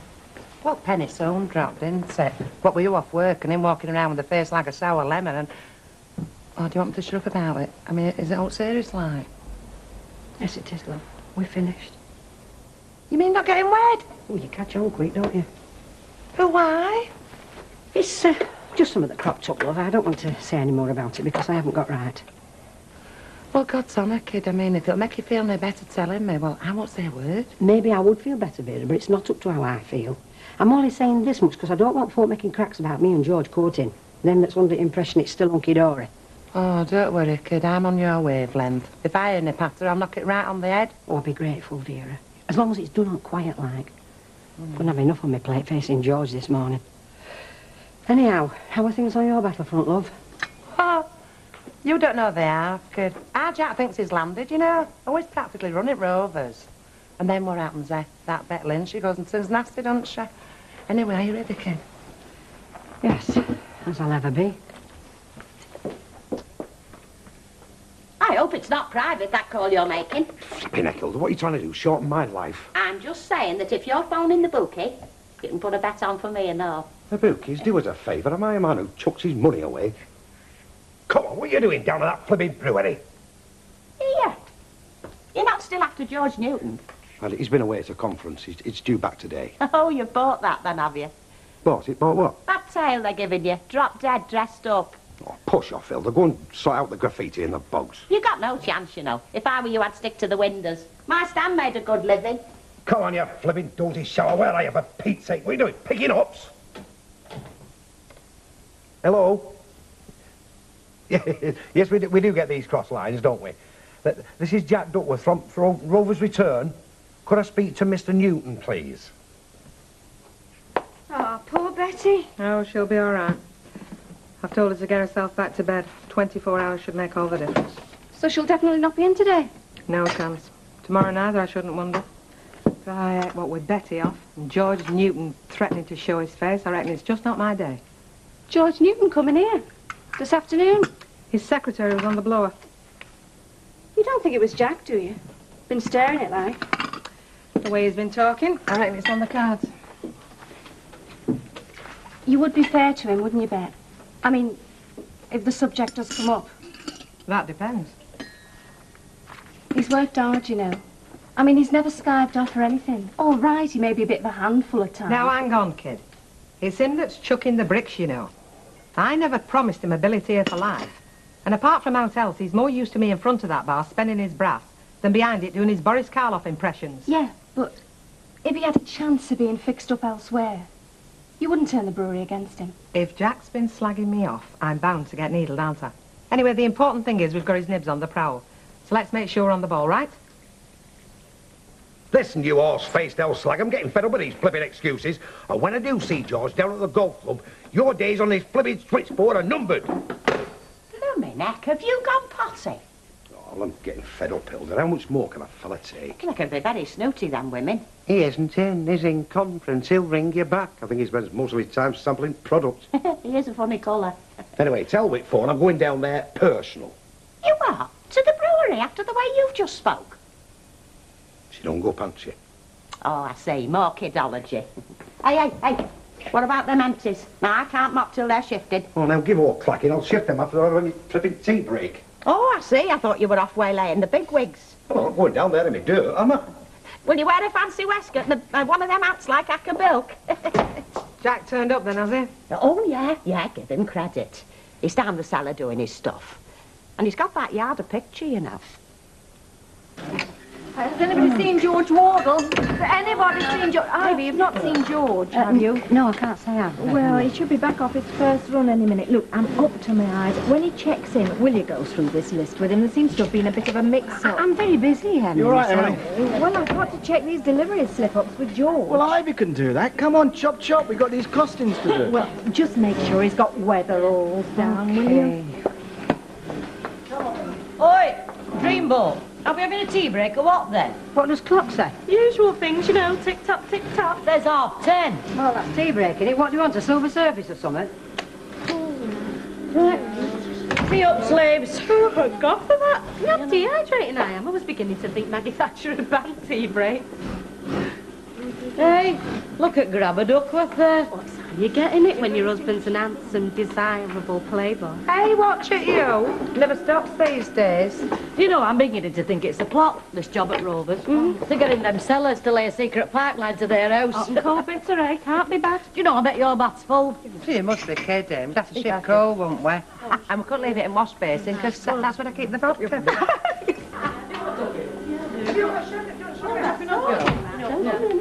George. Mrs. Bishop wants to know if you've checked those against your delivery dockets. Yeah, right. Are you okay? Yeah, fine. With you being off, we're worried. I popped round, but Gail. Yeah, well, I just needed to sort myself out, you know. I popped round and sort of we had a talk. Went into it like a bit deeper. You changed your mind. George, look, we're both Catholics, right? So as far as the church goes, your divorce doesn't count. I mean, your wife is still living, so your divorce simply doesn't count. Well, if I could tell you why I lied, how all this talk of being a widower came about. I'd rather leave it. Well, couldn't I see you this dinner? I mean, couldn't you stay behind, here? Neutral territory like? No, I don't think so, George. I think it's better left as it is. You look, babes. Come and get your iced tea, 11. Yeah, right. Hey, George, take Cornwall out. I did set you up. I do fight for your rights, you know. I'll have mine on the road, love. I'm just a bit pushed. Is that all right? Hey, Ivor, you want to watch that fella of yours? I think he's after your job. She said she wanted a what? A dog, you know, one of those things with 4 legs that goes woof woof. I know where she got that idea from. Yeah, tiger, I suppose. I've never seen a tail wag so much when it comes to saying goodbye. Are we talking about Tracy? Yes, she's fallen in love with this little Airedale called Tiger. Belonging to a friend, is it? Well, a friend of Susan's. Susan? Oh, that's your daughter. Oh, how's she getting on these days? Oh, she's up in Geordieland, Newcastle on Tyne. Got a job up there in market research. Oh, that's nice. Oh, well, I'm glad to hear she's getting on like. Well, I don't know it's exactly what she wants, but anyway, she shares with this flatmate who's got this, is the proud possessor of this little Airedale. We were up there at the weekend. I mean, Susan and Tracy have got this great rapport anyway, but now Tiger's appeared, well, Newcastle's Mecca. Oh, absolutely. I said, I'm not driving to Newcastle, not to state the car's in. So what did she do? She only rang up the station, got the train times, got the cheap offers worked out. Oh. Well, actually, I think it's quite a good idea, you know, to have pets. I mean, especially for children. It teaches them a sense of responsibility towards living things and that. I agree, maybe. Oh, it's your Sunday snooze you're after. No, seriously. She wanted a little puppy. I mean, I wouldn't be without my Harriet. Well, you can't keep puppies in flipping cages, can you? No, but, oh, they have the mischievous little ways, you know, butchers. I mean, when Harriet's having one of her flies round, I have to watch what happens to the carpet. Well, that says it all, doesn't it? I mean, you can forget carpets with puppies. All right, we'll forget the puppy. We'll get a full-grown, house-trained Doberman Pinscher. Oh, yeah, and you'll take it to work, will you? And you'll cart dog food home in a barrow, and you'll vacuum all the hairs up that get everywhere, I should Coco. I've not seen much of your mum these last few days.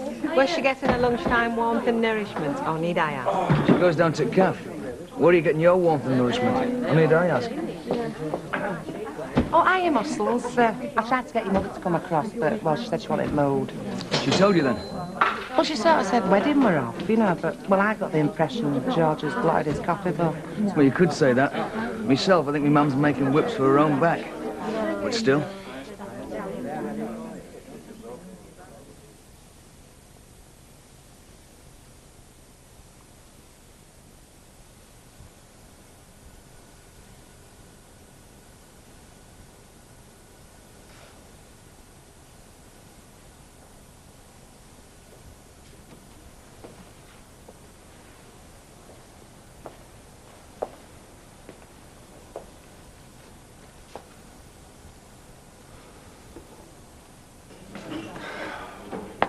What's this then? Early finish? Oh, I've had enough, Glow. I'm sticking around here for the Axella. Well, I think you're daft sacking yourself. I mean, you're playing into my ladyship's hands, aren't you? I am not sacking myself, darling. Far from it. I'm off home to get toughed up, and I'm down on that brewery laying siege. If that George Newton shows his clock, I'm in there flannelling, aren't I? Yeah, listen. If you're after pulling George Newton, it's no use going down the brewery. Where should I go? Flaming Temperance Hall? No, you should stay here. Why? What would good will that do? George Newton's coming here, isn't he, this afternoon? You're kidding. Is that right? Yeah. Mind you, don't tell Bet I said. I mean, I don't think you're going to be presented like. Flo, you are a little belter, and if I wasn't such a sober, industrious potman, as will tittle George Newton Pig because he thinks we're a dying breed, I'd chase you around the arm and give it a squeeze. You get off, you.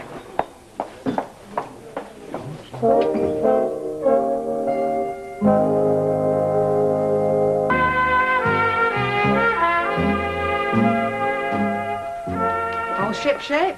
Bye, heck, what a team. Got the sherry bottle out, have you, for His Majesty? Oh, aye, no danger. If he starts ticking me off, I shall bonk him one with it. As soon as he shows, send him through. I'll be sat doing me crochet. Hey, I might be gone. Let's be all squared up. I'll go and have a look at my yard. No sign. Can't turn up yet. False alarm, I shouldn't wonder. Keeping us all on our toes. Oh, don't say that. Hey, hang on. Is this him? Yes, he's here. Now listen, Jack. I don't want to get tracked. I'm going to creep out the back door. You can roll the red carpet out. Right, you buzz off. I'll do the honours, eh? Right.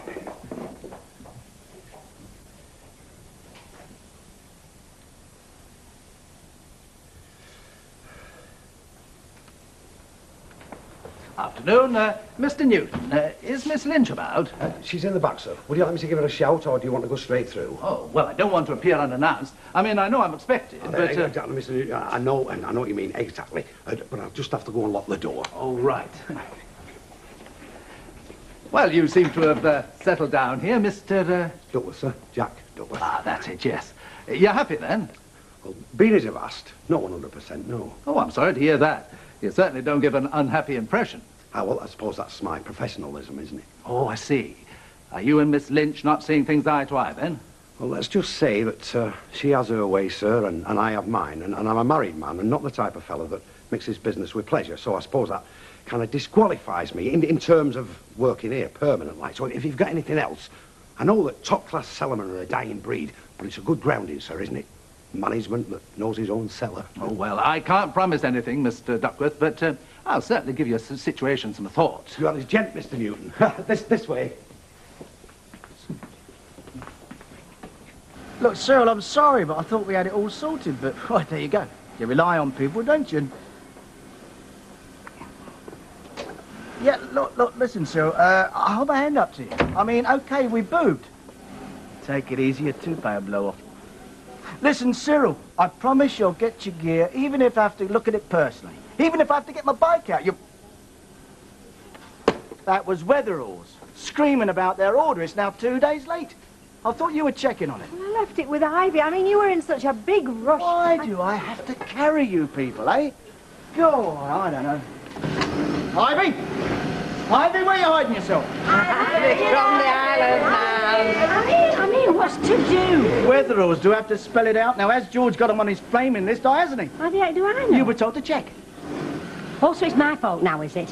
Why these flipping lists can't be right in first place? They would be if we didn't have these staff problems. Supervisors suddenly taking little holidays. OK, I'll talk to George. Don't worry, I'll get Emily to check. It's all right, I've said I'll talk to George. All right, well, when you do, keep your mind on your job, eh? Do your billing and cooing in your own time, all right?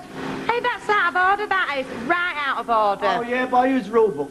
Well, it's personal, isn't it? There's no cause to be personal.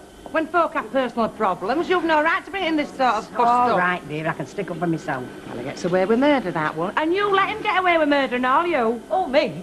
Well, you've got the whistle, haven't you? Listen, if you want to be shop steward... Shop steward, All right, the party's over. Now, get on with it. I'm sorry about that. You want to start waving a red flag and get yourself elected like I did. Got any idea what's bugging Ivy? Not the slightest.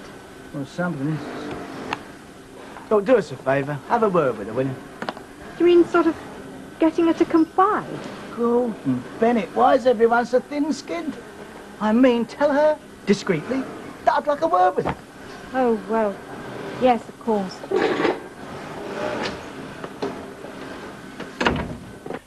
Well, things seem to be in fairly good shape. I appreciate you showing me the books, though it wasn't strictly necessary. I mean, we've never doubted your word.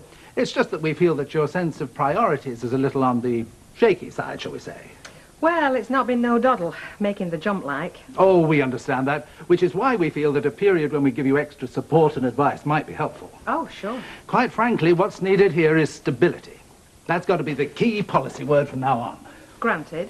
But, to be fair to myself, I've not had the best of luck, staff-wise, and hopefully, once I get a permanent cellarman, I should be well suited. Oh, what's wrong with the chap you've got now? Well, he's not really very experienced. How experienced does he have to be, as long as he's willing to work? I suppose it's a matter of personality more than aught else. I mean, he's not the best favoured of blokes. You can't expect Robert Redford. No, but I don't want Dracula neither. I've spoken to this chap, Mr. Shuttleworth. I saw no likeness to Dracula. You wait till the full moon. OK, so he wouldn't win any charm contests, but at least you're not likely to go off on some cruise with him. Are you saying that I can't choose my own staff, even at that level? I'm saying that sacking people because they don't happen to have sex appeal... Mr. Newton... Let's not be mealy-mouthed about it. That's what you're talking about. Sacking people for such reasons is not the way we do things at Newton and Ridley. I'll say good afternoon. Home. What is that, love? OK. Hello. How things? Okay. Hey, just a quick cuppa, is it? Quick cuppa?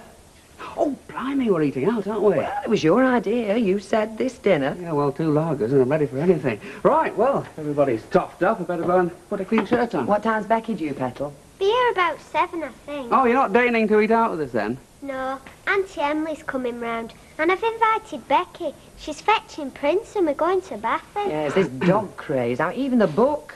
Everything's a craze, isn't it? We've had a Barney. Barbara Woodhouse over there still dead set on this dog idea. I knew you wouldn't let me have one. I told Susan he wouldn't. Oh, I wouldn't say I'm all that opposed. Oh, now, don't you start. Look, it just wouldn't work out. We'd have to leave it on its own most of the day. Now, this Becky, her mum's at home, you know.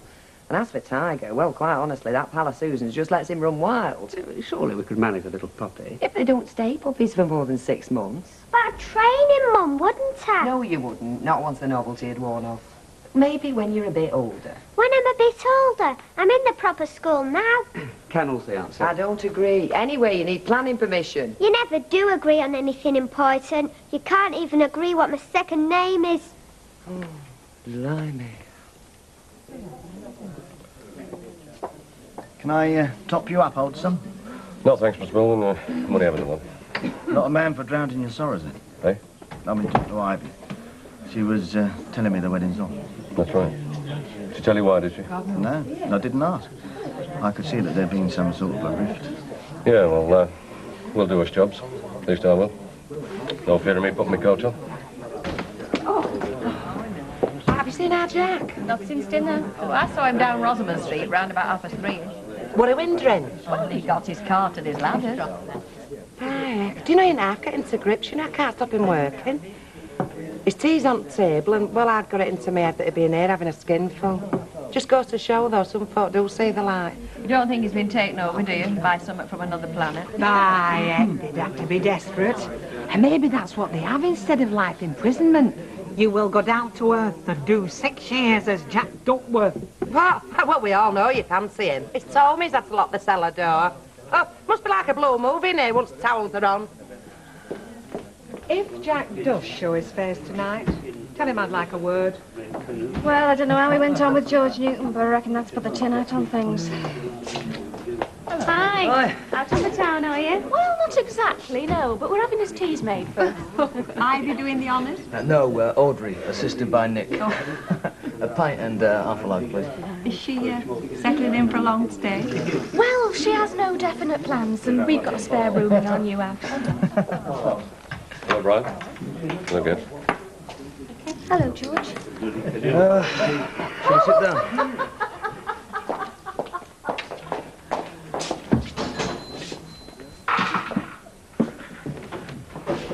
Hi, girls. Here I am. Top Salomon at the ready. Hey, nothing, boy. Nibs wants to see you. Oh, I thought she might. After my little conflab with the head lad, did myself a right bit of good there. Oh, did you? Well, your Vera's put a stop to all that. Accused her of sexually harassing you. Oh, no. I'd say me prayers if I were you. She'll have a firing squad lined up. Think of England, Jack. Ah, Jack, our little treasure. Isn't he sweet? Hey-o. But ladies, I do have to say one thing. Gorgeous though he is, this man is not a plaything. If he is to stay with us, then liberties must not be taken. I know it will be hard, but we'll have to try putting that stuff in our tea. Jack, if we promise to leave you unmolested, you will stay. You will give us a second chance. George Newton's had a word with you. Never mind all this play acting. You've had your card marked. Hey, is he staying or not? While he amuses me. Hey! Seriously? What's made you change your mind? Has he got pull in high quarters or what? It's all down to what happened with Frank, love. So I'm playing it safe. Biting the bullet, Rita. Which is great for the character, but not so good on the tea.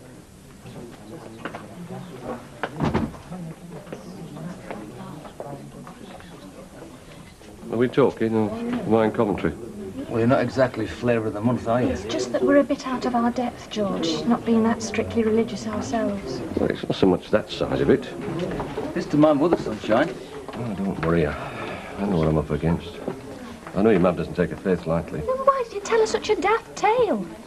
Pride, I reckon. Stupid male pride. I couldn't take the kidding. The wisecracks. When Myra left me, I was still playing rugby league. I'd have gone through hell in that dressing room. The bloke she ran off with, he was a lady's hairdresser. Do you mean you told them she was dead? Well, would they been sending flowers in? No, I told them that she was away nursing her mum. And when I moved to Weatherfield, where folk didn't know my history, I concocted this other tale. Oh, come on. You're not in rugby league now. There's no need to lie to me, Mum. Lies can grab you, Brian. It can get to seem like the gospel. I can't that. You're dead right. And suddenly you hear yourself coming out with the truth. Oh, yeah.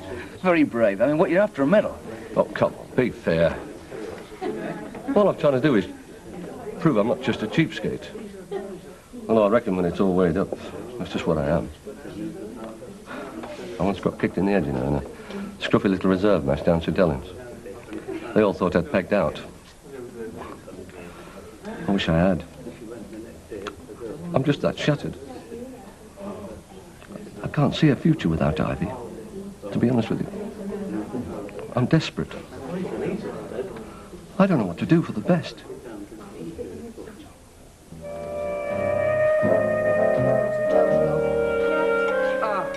Don't believe it. Now what's up? Button. Oh, well, don't panic. It'll only take a couple of ticks. Will you pass me my sewing tin? It's in the bureau. Can I go now? What do you say? Please, may I leave the table? That's better. Go on, off you go. Make sure you have a proper wash as well. I've had a wash. Yes, everyone before she came down. Aye, wonders will never cease. I don't want to be late, do I? Not this morning. Oh, what's so special about this morning? It's my turn to feed the pets, isn't it? Oh, that's right. They've been asking if anybody would like to look after one during the school holidays. Have they now? I don't see what harm it could do. Have a little hamster or a guinea pig or something. I told them you wouldn't let me. Wouldn't let you? You won't let us have a dog, will you? Well, the dog's a bit different, love. But I'd look after it, Mum. Honest, I would. Tracy, I thought we'd been through all this. No, if you want to bring a little pet home for the holidays... I don't. I want a dog. I want a dog of my very own. We are not having a dog. You never let me have anything. Now, come on, Tracy, that's not true, and you know it. It is true. It's not fair. Tracy? No, leave it. Or perhaps if we told her we'd think about it again when she's a bit older. What? After that little performance? Oh, no. She can throw her tantrums till she's blue in the face. There is no way she's having a dog after that. The sooner she gets that through her head, the better. Now give us that button.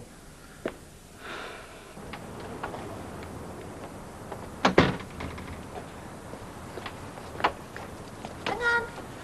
What's up? Oh, thanks, love. I'll see you later then, eh? Yeah. Ta-ra. Ta-ra. Will you be seeing your mum? Me mum? Tell her what George said to us. Oh, no chance, love. And not before tea time, any road. Well, if you do, just watch it, eh? Don't go barging in and make the situation worse than it already is. Couldn't get much worse than it is, love, could it? I know how you feel. I know you think your mum's out of her mind to slam the door on George the way she did. No, but she might have given the bloke a chance to explain. Well, whatever his reasons, it doesn't alter the fact that George is a married man in the eyes of the church. And your mum's. I just think it's daft when two people like Mum and George end up not even speaking to each other. I agree.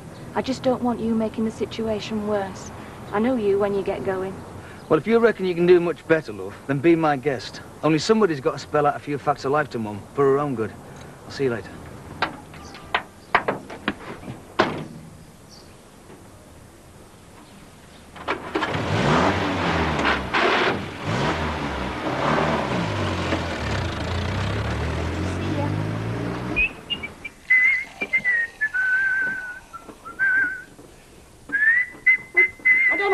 To be so flippin' cheerful about. There is no greater reward, Elder, for a man than to know his work is truly appreciated. Unless it's another £5 in his pay pack at the end of the week. What, appreciated by her? Oh, you're trying to kid. Not her. I'm talking about higher authority, aren't I? Oh. Oh, yeah, I know what you mean. I'm always being told I'll get my reward in heaven and all. I'm talking about George Newton. George Newton? You don't think she'd had a smart about turn off her own bat, do you? You think it was George Newton put a word in for you? No danger. He knows quality when he sees it. Oh, aye. Well, you want to make the most of it, because I can't see her giving you much peace from now on. I told you, George Newton's marked a card. She's got no choice in the matter, has she? Oh, hasn't she? If you believe that, you're a bigger fool than I took you for. She'll be watching you like a hawk. One false move and... So you're going to watch for a long time, because I am going to make a go of this if it's the last thing I do. Yeah, thank you. Hey, what's up with Ivy? You know she's got a face as long as Southport Pier. Look, she's feeling a bit under the weather, that's all. Don't blame her either, listening to you lot rabbiting on it from minute you clock in. She doesn't seem to with us half the time. Seems miles away. I wish you were. Might get a bit of peace then. What's up with her? Oh, is that my love? love? Yeah. Thanks, Tar. What does she want? Oh, she wants to know if I'm feeling all right. She thinks I look a bit peaky. Yeah. Well, now you come to mention it. Oh, don't you start, Vera. Here comes Loverboy.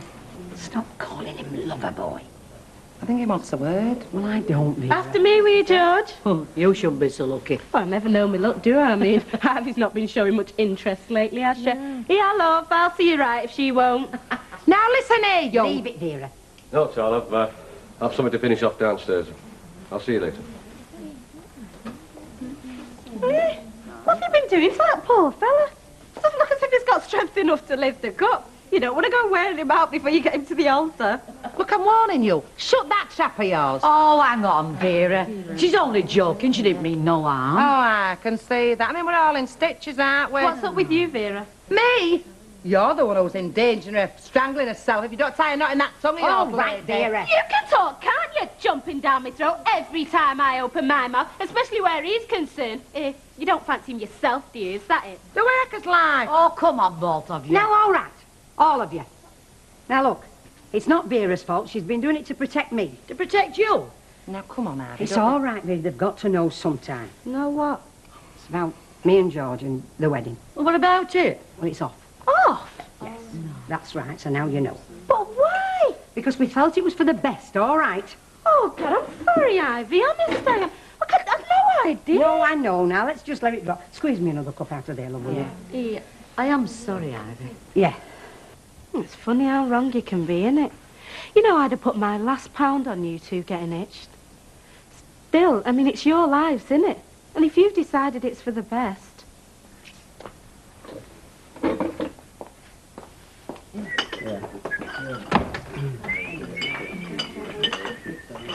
Well, I'm very pleased for him, of course, if that's what he wants. Ooh, like a pig in muck he is. But I must say, I'm surprised, because I thought Bet was adamant that he was going. Yeah, that was the impression I got, too. Mind you, she's got nobody else lined up. It makes sense to keep him on until she has.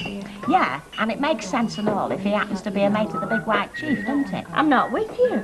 Well, him and George Newton, like that, aren't they? And I don't need 3 guesses to work out who told you that either. Oh, do you mind? Not if you don't, if I don't. If you must crawl all over the floor, would you mind doing it somewhere else? You stop down there much longer, you're going to have me down there with you. Was that a promise? Don't you ever think of anything else? No, well, it's not easy with you wafting your exotic charm past me every few minutes. You're going the right way to have me wafting my exotic fist round your ear hole if you don't want it. All right. If you don't want to set your sights no higher than backseat of the Odeon, that's your problem. Well, it depends who you happen to be with, doesn't it? Well, you don't want to go chucking yourself away on some kid who can hardly afford 2 cheap seats in pigs now, do you? You want to grab yourself a fellow who knows how to treat a girl, seen a bit of life, a bit mature, a fellow with a bit of style. Oh, you might be able to do me a favour there, then. I know I could. If you come across a fella like that going begging, point him in my direction, eh? Right, come on. Right, girls, what's it to be? A bottle of lager. Hey, hang about, it's my shout.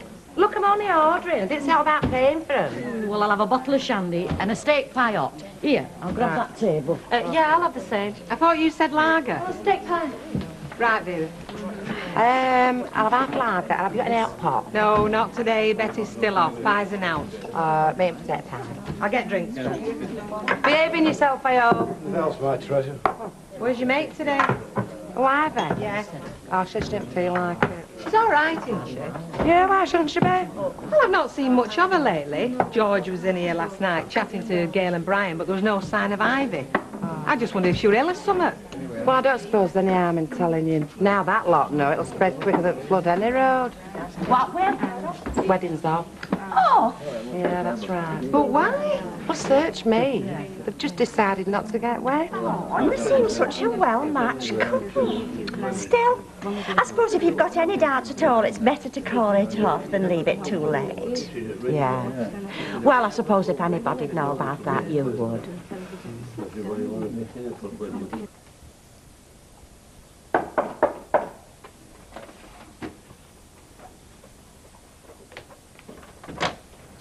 Oh, it's you, love. Come in. Time. Hey, there's no top, is there? No. Why should there be? Well, it's just I thought you'd be up to your armpits in cafe at this time. Oh, they can get by for 20 minutes. Oh. Oh, so, what can I do for you? I take it you've not seen George this morning. I've seen him. But not to talk to him. After what's happened? I take it the answer's no. You took it right then, don't you? Me and Brian had a little chat with him last night. What, with George? After all that's happened, Gail? Calm down, Ivy. We didn't go looking for him. He came looking for us.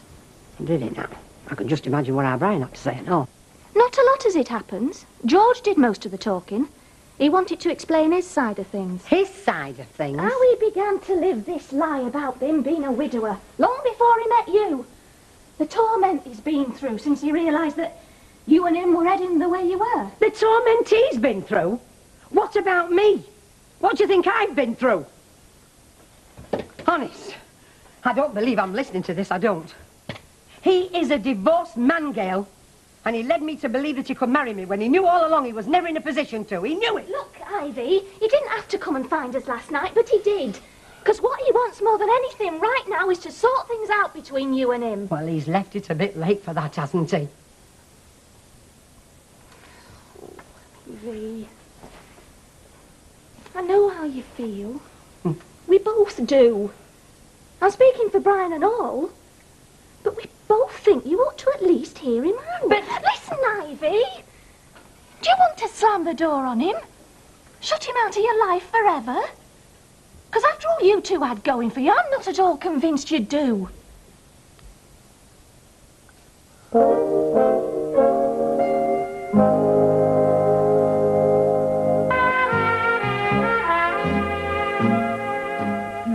Well, time I was getting off, I'd hate to come between Alf and his dinner. Now, sure you don't want me to meet Tracy tonight? No time, Emily. It's all taken care of. I'll be there myself when she gets home. Well, if she wants to pop round for a while, you know she's welcome. Listen, if she keeps on about this flipping dog, I'll send her round to you gift wrap. That's a promise. It's all love. Bye. Hello. Hello. Hello, love. I'll have a vodka and tonto, please. What's all this about Ivy Tilton, her fella, then? That's right. Wedding's off. Vera was sounding off about it. Did you know about it? Not till yesterday, no. Ah, heck. You played that close to your chest, didn't you? Well, I was asked to, wasn't I, by Ivy. When I make a promise, I try and stick to it. Well, what do you reckon went wrong? Search me, but I'll tell you one thing, nothing make me more happy than to see those two kiss and make up. Ah, you see, he's nothing but a big old romantic at heart. Romantic nothing, the way they are at the moment. Neither of them's earning their corn. The sooner they get themselves sorted out, the better. Did I ever tell you about this dream I keep having about me and you being trapped in a raft? Yes, lad. Not having much luck there, are you, Jack, mate? Want me to give you a few lessons? Lessons? I'm wearing myself to a frazzle fighting the girl off. Yeah, as I noticed. Oh, give over. I can take that girl out any time I wanted. Oh, yeah? Well, what's stopping you, then? Well, there's Vera, for one. No, I've got to play it canny, haven't I? Not block me copybook with the brewery, you know. The brewery? Keeping their eye on me, aren't they?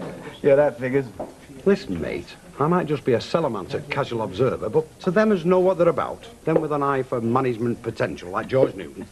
You? Management potential? Hey, hang on a minute, Mike. I mean, he could have a point. There's no cut about it, Reed.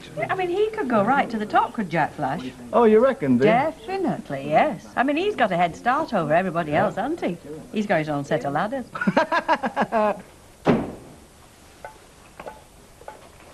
Oh, love, have a nice day. Yeah, Did you feed the hamsters? yeah, I did. Nicola helped me. Nicola? Nicola Barnes. She lives in one of them big houses up Park Road. I see. Can I go there one night after school? I don't see why not. Tonight? Now, hang on a minute. I'll be all right, she said. Yeah, I don't think so, love, not tonight. Oh, Mum. We'll see about some other time. Auntie Emily says you can go round there later on if you like.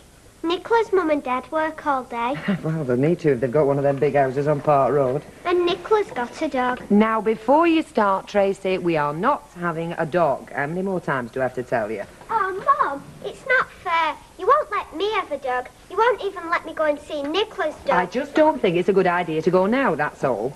You never let me do anything I want. Now, look, Tracy, I'm getting just a bit tired of all this. And throwing a tantrum every time you can't get your own way isn't going to do you any good either, madam, I promise you. Now, for the last time, we are not having a dog. We are not even thinking of having a dog, and I do not want to hear another word about it. Now, have you got that? She must have said something about it. She's your best mate. Well, what had she asked? Come on, either you know something or you don't. Look, you don't expect me to rat on my best mate, do you? Look, Ivy'll tell you when she's good and ready. Till then, you know what you can do. She doesn't know anything. So you reckon we'll have this lot finished by tonight, do you? I don't see why not, Mr. Baldwin. Well, that's great. If we can pull back 2 days on delivery, we'll all be quidsing. So there'll be something in it for us then, Mr. Baldwin? Yeah, that's right, Vera. You lot pull your fingers out, and you'll still have your jobs this time next week. Yeah. If you've got a minute, I want to see you. Okay, Mr. Baldwin. Ivy, Yes, George. you going in to see Mr. Baldwin? Yeah. Say that in for me, will you? Yes, okay. Right, I'll see you then. George, I reckon me and you ought to have a little chat. You've seen O'Brien, then, have you? Could you come round to the house after work? I'll come round a bit later if you like. No, I think not. It's sooner the better, I reckon, George.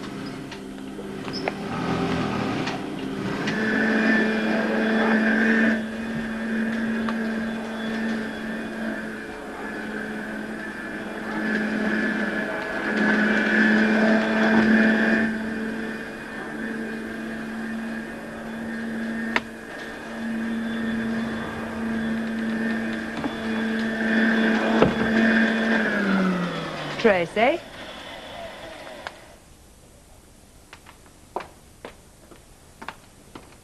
Tracy?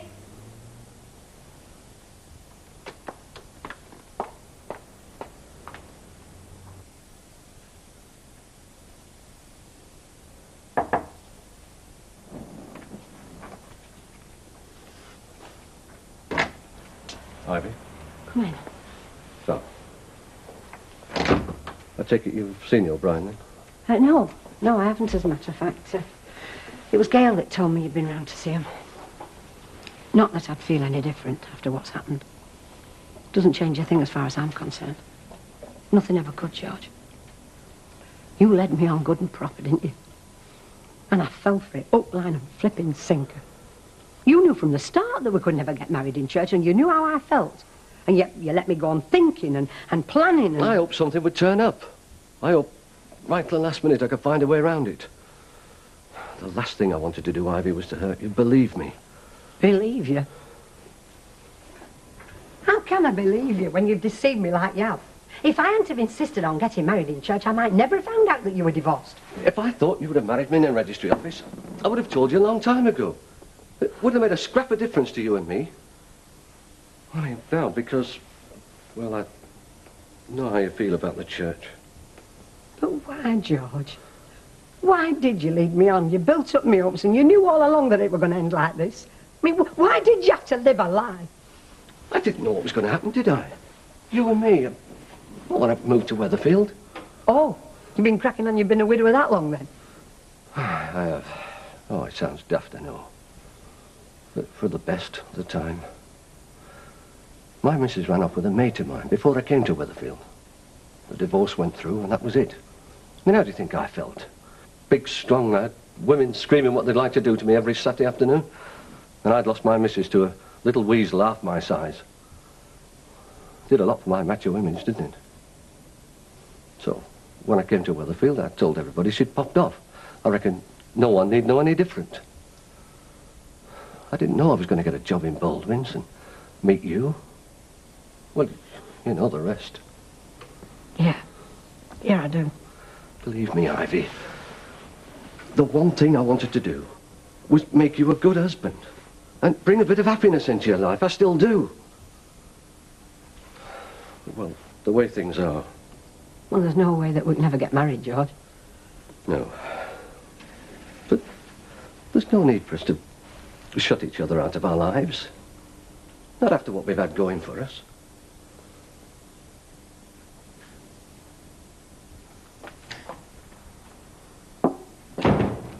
Ah, you couldn't have timed that better. I do my best. Sometimes. Listen, do me a favour before you get comfy. Will you nip round to Emily's and tell Tracy your tea's ready? Yeah, sure. Be a bit careful what you say to her, though. She's a bit touchy. Now what about? Oh, can't you guess? Not a dog again. What else? Well, can't you just let it drop? Me let it drop. It was her who brought the subject up, going on about how her best mate has a dog, how her mum and dad go out to work, how we won't let her have anything. Only Oh, looks as if she saved you a trip. I'm not stopping. Just popped round to drop this knitting pattern in. I've been promising it to you long enough. Oh, yes. Thanks very much, Emily. Right. Has Tracy not come back with you? Tracy? I haven't seen Tracy. She not with you? Oh, she's not been round at all this afternoon. What a little matter. Did she actually say she was going round to Emily's? Well, no. I told her that Emily had said she could go, and then we had this Barney about the dog, and then she just went out. I assumed she'd come round to see you. Where the heck could she have got to? What time was it? About 4:30. She's probably gone round to see one of her friends from school. Yeah, you said she mentioned somebody when she came home. Nicola, somebody. Oh, it's gone. They live on Park Road, I know that. Yeah, well, that shouldn't be too difficult to track down. I'll have a run round there. You could phone any of her other friends who come to mind, just in case. Yeah, right. I won't be long. Is there anything I can do? No, I don't think so, ta very much, Emily. By heck, when I get my hands on that little madam... Ta, Chuck. Talbot. Yeah. I thought this wedding was off. It is. Well, I just seen George Wardle coming out of your man's front door not half an hour since. Did you now? And if he's called the wedding off, I would have thought he was the last person she'd want to see. Who said he called it off, Hilda? You mean it was her? I mean, it's me mum's business. Well, you can't blame folk for wondering, can you? All right, Hilda, let's just drop it, shall we? Seems a funny sort of carry on to me. Then it's a good job it's got nothing to do with you, isn't it?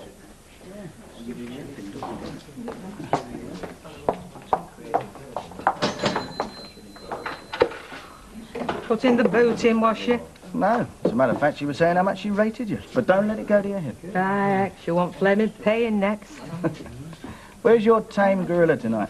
You wouldn't by any chance mean duck egg, would you? Well, how many tame gorillas you got? Night off, give us all a rest. You changed your tune a bit smartish, didn't you? I thought you were dead keen on seeing him off. Had my mind changed for me, didn't I? Oh, who by? My lord and master at the brewery. He reckoned as long as Jack the lad was doing his job okay, he might as well stop on. I wasn't in any mood to argue. Oh, now that's not the Bet Lynch that I know and love. It's the Bet Lynch you're looking at, Mike. And what brought all this on? Ever since I got back from that cruise with Frank, I seem to have done naught but argue the toss over every flaming little thing under the sun. And where's it getting me, apart from ragged round the edges? I'm sick of banging my head against a brick wall.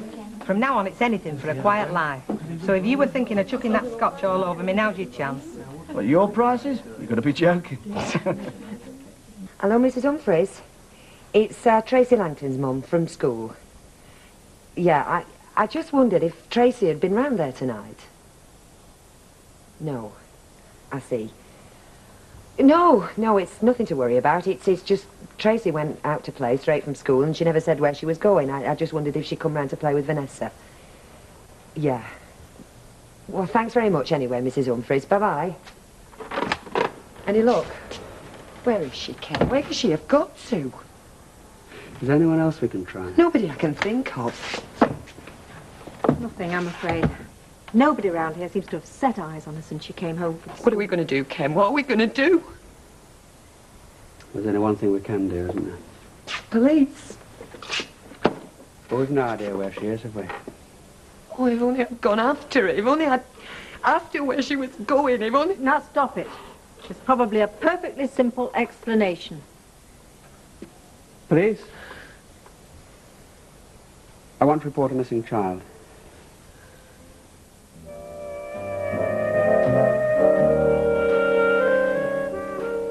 Get this down you while it's hot. I don't want it. It'll soothe you. I don't want soothing. I don't want any more tea. I want... Ken, phone him again, please. There's no point, love. The police will be in touch the minute there's any news. It is less than half an hour since he last spoke to them. I'll go out again, have another look around. Ken, I think right now she needs you here.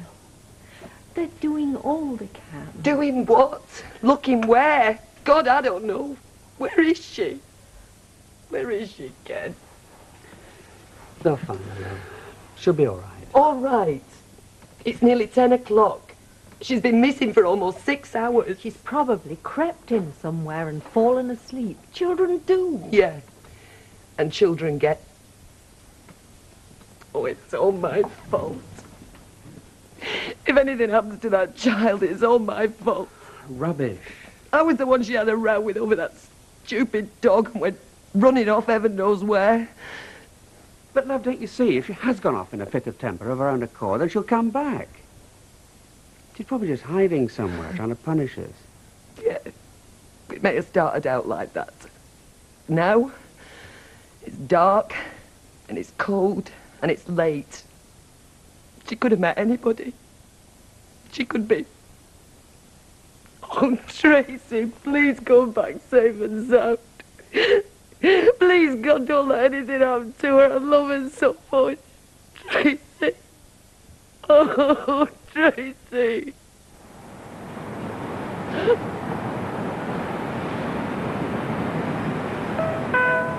This is Newcastle.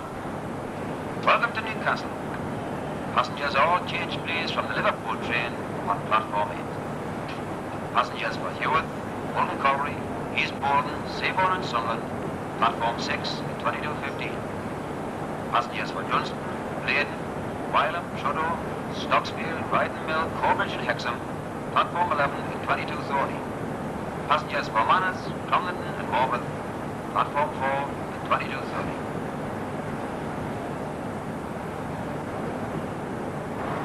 You're a very smart young lady to have travelled all that way on your own.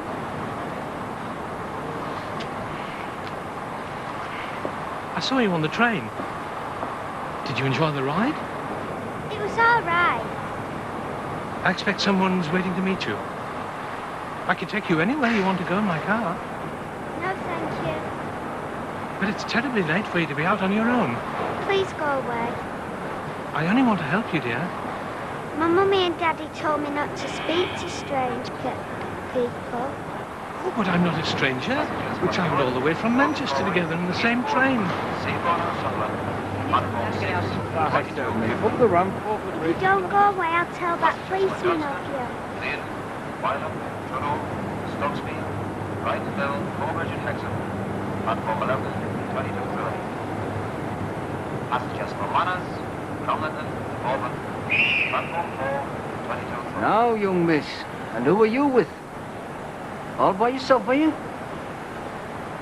Someone meeting you? Ain't your gran? Are you visiting your gran, are you? Is that it? No. Oh, I see. Well, we'd best get you sorted out, hadn't we? Am I going to prison? No, sweetheart.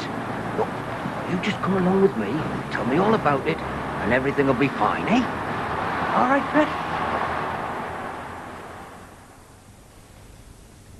Do you think maybe I should call a doctor? Get her a sedative or something? What for? I don't want to sleep. How could I sleep? Just to calm you down, I meant. I'm perfectly calm. It's Hannah's birthday on Saturday. I'm supposed to be picking Tracy up from school tomorrow, get her a present. You will be. She wants a cassette. Get her a doll, I said, or a little bracelet, or a tea set, but no. Howard Jones and Madonna, that's all they want at that age. 8. 8. She's only a little girl. Out there all on her own. Dear God, what chance does she stand against all the filth and badness that goes on in the world? What chance can? Don't, love. Don't torture yourself. It does no good. They'll be fetching her home any minute. You'll see. The police are very good. Before you know where you are, you'll be tucking her up in bed. Ken, phone him again. Ken, please.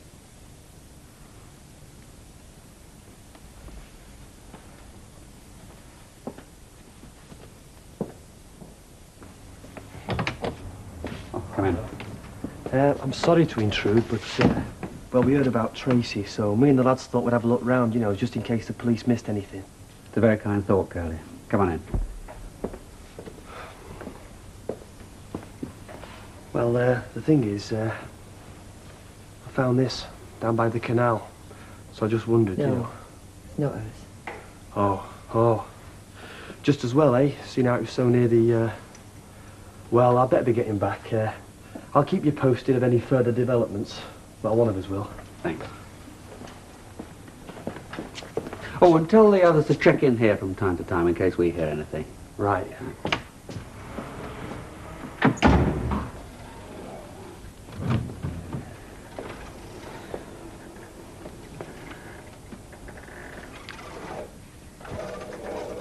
He's a good boy. Yeah, yes, they all are.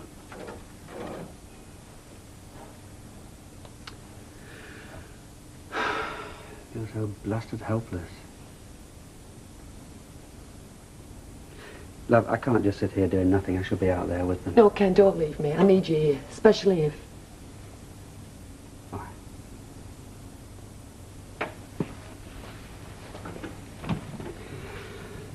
If that's what you want. Of course I'll stay. So, you told the ticket inspector that your mum was at the buffet. Yeah, what do I call you? Can I go and call you Miss Nobody, can I? Tell you what, my name's Bob. Now, it's only fair that you should tell me yours, isn't it? Tracy. Tracy? Oh, that's a bonny name. Tracy what? I'm Bob Peacock. Now, there's a daft name for you, isn't it, eh? Still, I suppose I could have been called, Bob Turkey. Or Bob Goose. Bob Goose? Ah, you're right there, pet. So it's, Tracy what? Barlow. And where does Tracy Barlow come from? 1 Coronation Street, Weatherfield. And you want to tell me what you're doing in Newcastle? I'm going to see Susan. Oh, Susan? She's my sister. This is where she lives, but I don't know what bus to get. I came on a bus when I went with my mum and dad, but I don't know what number. Does Susan know you're coming then? No, it's a surprise. And your mum and dad, do they know you're here? Or is that going to be a surprise for them as well? They wouldn't have let me come. They never let me do anything. They won't let me have a dog. Well, maybe they will when you get a little bit older, eh, Pet? Zulu Tango from 2078. What's that? It's a radio. I'm just going to tell them that you're here. Yes, 2078 will receive Zulu Tango. Newcastle Station, I'm with a missing child, Tracy Barlow, 1 Coronation Street, Weatherfield, Lancashire. Over. You've been a tower of strength, but do try to get some sleep. We'll be calling on you again tomorrow. I hope she'll be found long before then. Well, whatever. Deirdre's going to need a female shoulder. Poor love. You will let me know if... The minute. Bye.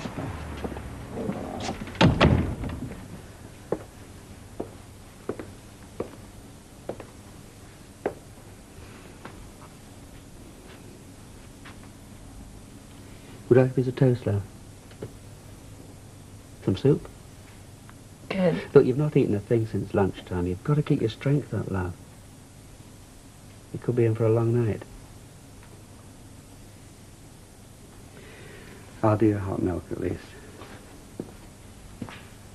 I used to row with my mother. I used to say all the same sort of things to her that Tracy said to me.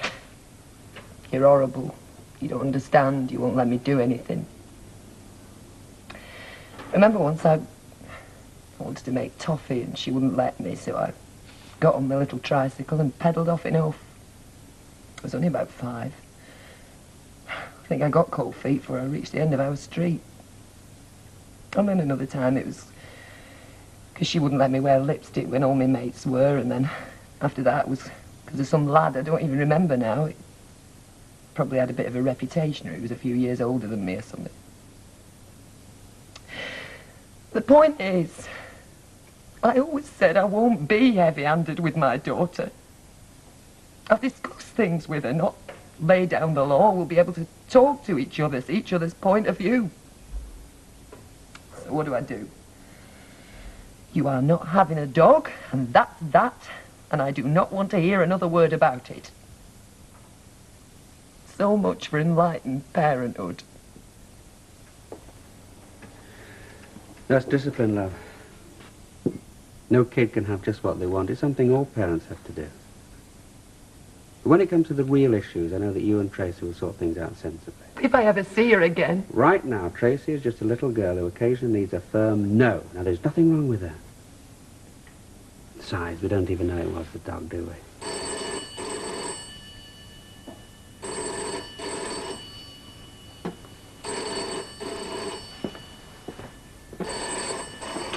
Weatherfield 8827. Yes, yes it is. She is? Where? Where is she? Is she all right? Yes. No, that's all right. Yeah. Well, would you tell her to give us a ring as soon as she gets there? And you're sure she's all right? Thank you very much, officer. Good night. She's in Newcastle. They found her at the station. Newcastle? She was going to visit Susan, so they're taking her there now. I told them to tell Susan to give us a ring as soon as she gets there. And she is? Completely safe and sound. Oh, Karen. Thank heavens you found her when you did. Aye, well, no harm done. Not this time. Good night, Tracy.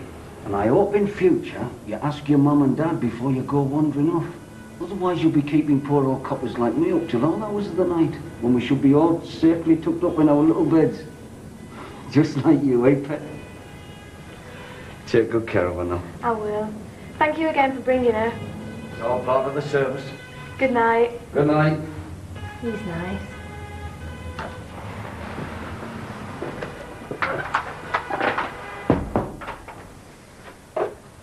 You hungry? I had some chocolate biscuits that Bob gave me and some orange juice. I'll make you a boiled egg. It's a bit late for anything heavy. And then, young lady, straight to bed. First, we'd better phone home. No. No? What do you mean, no? Your mum and dad have been very worried. They know now you're safe, but they still want to speak to you. Well, I don't want to speak to them. They'll only say I've got to go back, and I don't want to. I want to stop here with you.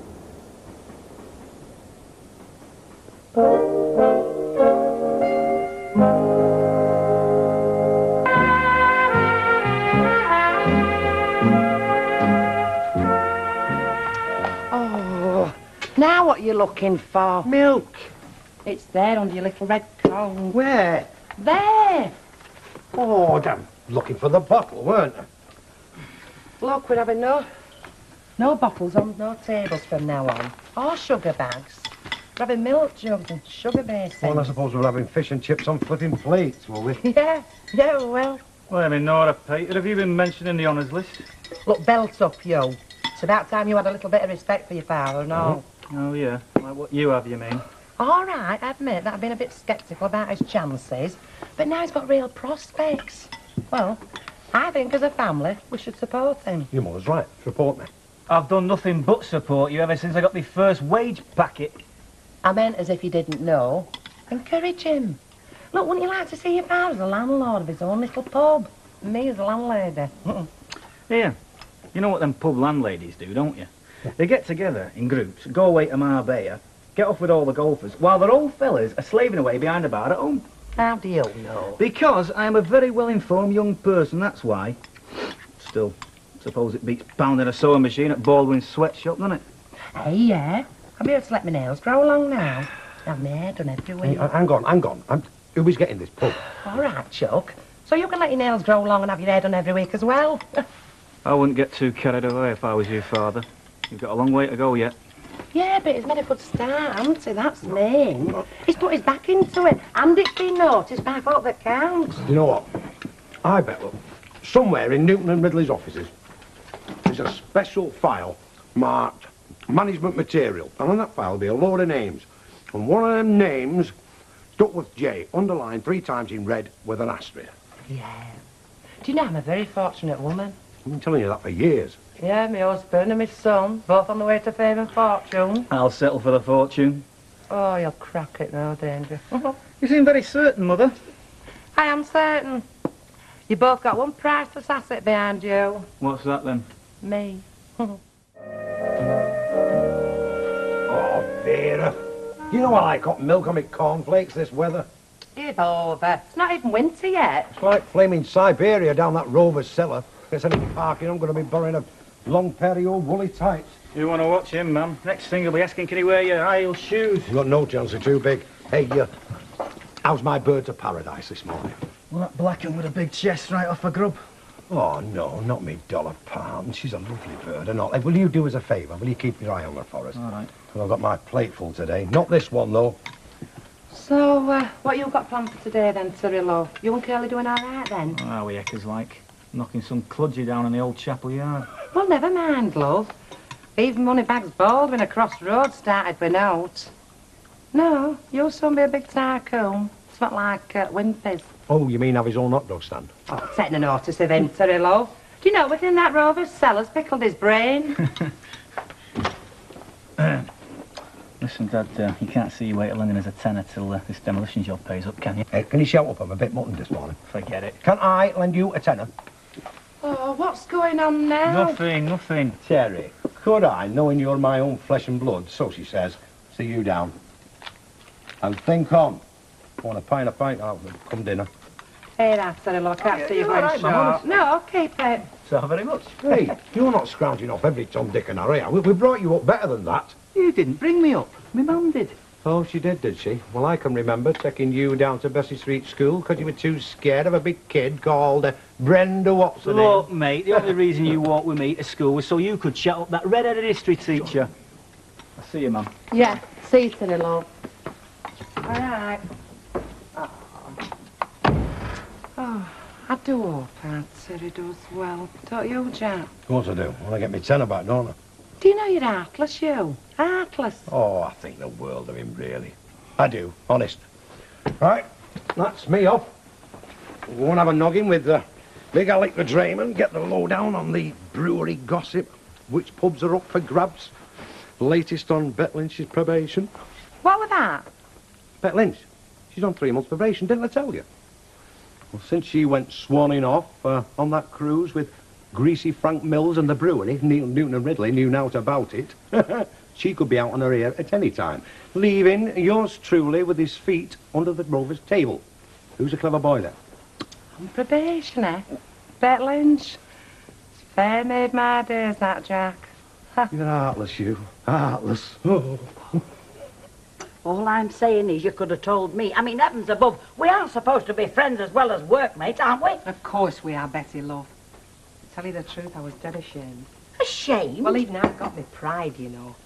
I may have been a miserable failure at most things in my life, but I was determined to make a go of this place. It'll all work out, lovey, mark my words. Oh, will it? I could hear folk yakking behind my back when Elizabeth Theresa Lynch were painted over that door. Oh, jealous of the lot of them, that's what it is. She'll not last 5 minutes. Newton and Ridley's must be hard up, which made me even more determined to prove the flaming lot of them wrong. And then Stella Rigby has to show up, open a big gob and broadcast it. Look, I'll give you all the support I can. Now, you know that, don't you, Duck? Ta, Betty, love. Do you know, I think you're the only real friend I've got. Yes, well, just you keep me informed, that's all I ask. Ta, You love. see, the trouble is, it puts me in an impossible position. What were it, that catch-22 thing? Come again? Well, you know, whatever I do's wrong. Take Gloria, for instance. If I pull her up over out, she's likely to walk out. That gets back to the big white chief, and I'm out on me ear. The Rovers is me home as well, you know, Betty. Oh, never mind. Let's look on the bright side. Soon be Christmas, Duck. I just hope I'm here to celebrate. Of course you will be, then we can laugh at all this. Hey, Mrs. Mop's late, isn't she? Oh, Hilda. Do you know, I clean forgot. She's gone to the doctor's. I were at vet. Now you'll see what I mean. Do I politely ask Miss Todd to stand in for Hilda? Or do I order her to do it? Because she could easily refuse and walk out, you know. Watch it. Morning, love. Morning. Oh, a bit nippy out there today. Yeah. Good morning, Gloria, love. Nice blouse. New, is it? Brand new. I just hope I don't get it muffed up. Cost me a packet. See what I mean? Now what do I do, eh? Gloria, love. Yeah? Oh, Hilda's off poorly, so it's your turn to stand in for it. Now, you know where all the cleaning things are, and when you've done, put the kettle on. All right, Betty. Let's get started then. Yeah. Nice ones, Bettykins. Oh, no, it's just a matter of tact. Have you got it? Oh, you haven't. Nothing did happen to me, did it? That's not the point, Tracy. You must never do anything like that again. Never go anywhere without permission from either your mother or me. Why not? I'm nearly 9. Tracy, at home and on this street, you're surrounded by people who know you and people who care about you. But once you're away from here... But I didn't speak to any strangers like you told me.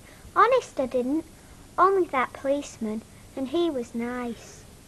But on the station, on that train, at Newcastle, you were surrounded by strangers.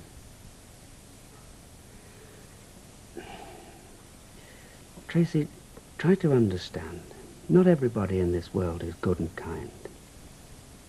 There are some people, wicked people, not many, but they do exist, who on seeing you, a little girl, wandering about the streets alone,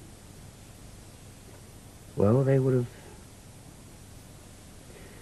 have tried, Tracy, to take you away from us. What do you mean? Stopped you ever coming home to your mummy and me again. Probably harmed you. Do you understand? I won't do it again, Daddy. Honest, I won't. I'll never, never, never, never do it again, Daddy. No, I don't believe you will, darling. I don't believe you will. Did you ever run off anywhere, Alf, when you were Tracy's age? I'm sure I did. Well, you won't believe this, but I was a very pudgy little kid. I didn't do a lot of running in those days. I just used to sit and pull faces. No. Actually, do you know, I've not changed. The mere sniff of trouble, and I've packed my little case of scarpers. Oh, aye. Where to? Oh, anywhere. Our Gales, even I'd be sofa if I was desperate. Do you know, I think I must have some gypsy blood in my veins. I've always liked flitting about. So, where are you running off to next, then? No, I think the wanderlust has left me, Alf. I'm going to stay put for now. I shall do me flitting about in a nice flashy car. Hello, Ivy. Look, well, I didn't see you skulking at the back there. We'll have to be very careful what we say in the future, Alf. I could have been calling you, Ivy. Oh, yes, and who knows, you might need my settee to keep on when you're desperate. Oh, dear me, my big mouth. Oh, beef stew and dumplings for one. It's horrible living on your Todd, isn't it? You speak for yourself, I quite like it. That'll be £1.20 to you, Ivy.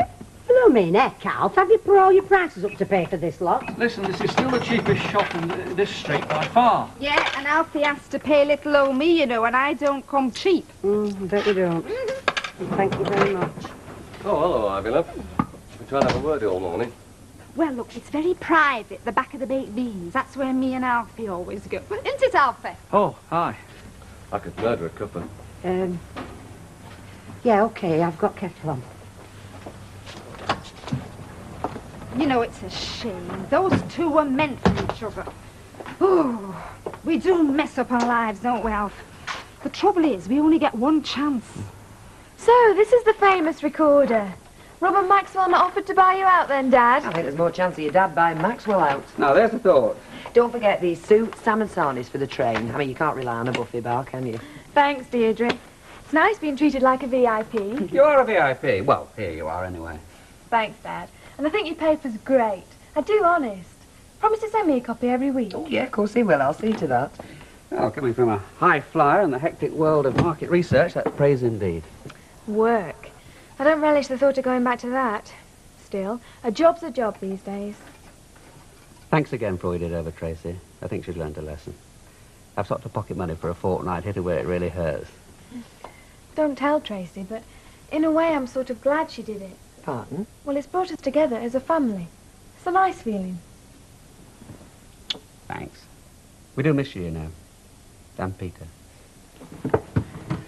Hasn't seemed like 20 years, has it? I'll tell you what, Val would have been proud of you. I often think of her. And Uncle Albert. I miss him too. Right, I must dash her. Bye, Bye. love. Have a safe journey and don't go talking to any strangers. Bye, Dad. Bye, love. Bye. He's something special, isn't he? Why do you think I married him? Ta, Ivy, love. I've been meaning to ask you, how did lads go on Saturday? Oh, we hammered them. 48-16. You'd have enjoyed it. Yeah, that one I would. No black eyes, though. And no graffiti spraying. No, we had some good laughs, didn't we? Yeah, we did, didn't we? I enjoyed Isle of Man. Do you remember that day at Laxey Wheel? Oh, I've missed you, Ivy. My life's gone dead again. Empty. Look, I'm sorry, George. You know that, don't you? But that needn't be the end of everything. We can still be good friends.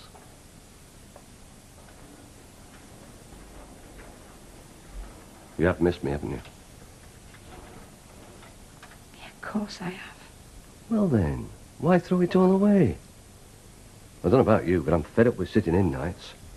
I had to go to Jigsaw the other night. Me, Jigsaw. I did my ironing and... Oh, I started some knitting as well. Well, what do you say? No more jigsaws, no more knitting. We'll take a run out and have a drink and a bite to eat. What do you say, love?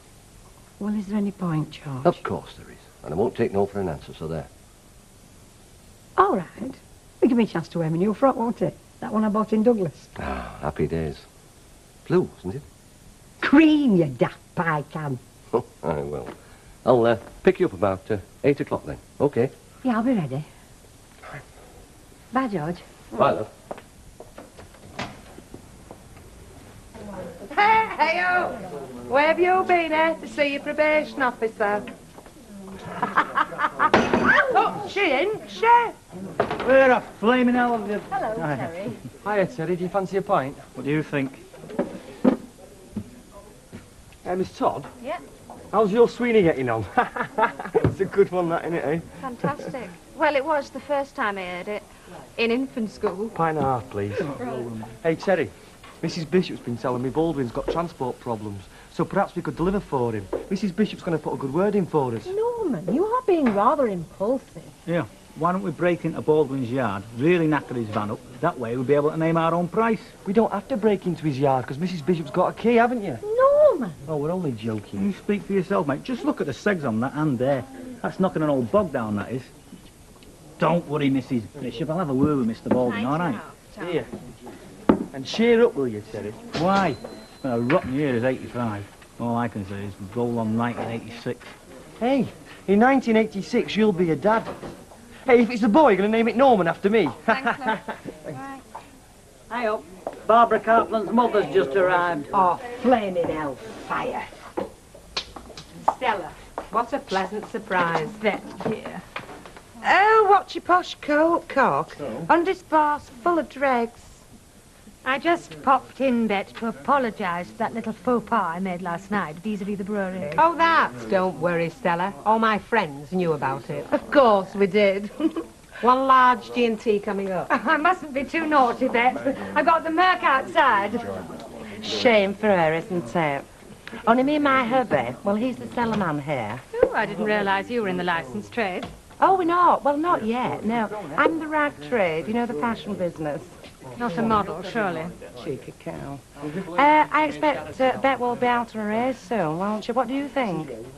Well, between ourselves, Newton and Ridley's policy is normally to employ couples to run their establishments. Married couples, that is. And, of course, poor Bet isn't married. And never will be, that's for sure. So what's it like then, this George Newton? Your drink, Stella. Thank you. Oh, yes. Let's drink to our future girls, eh? Cheers. Cheers. Cheers.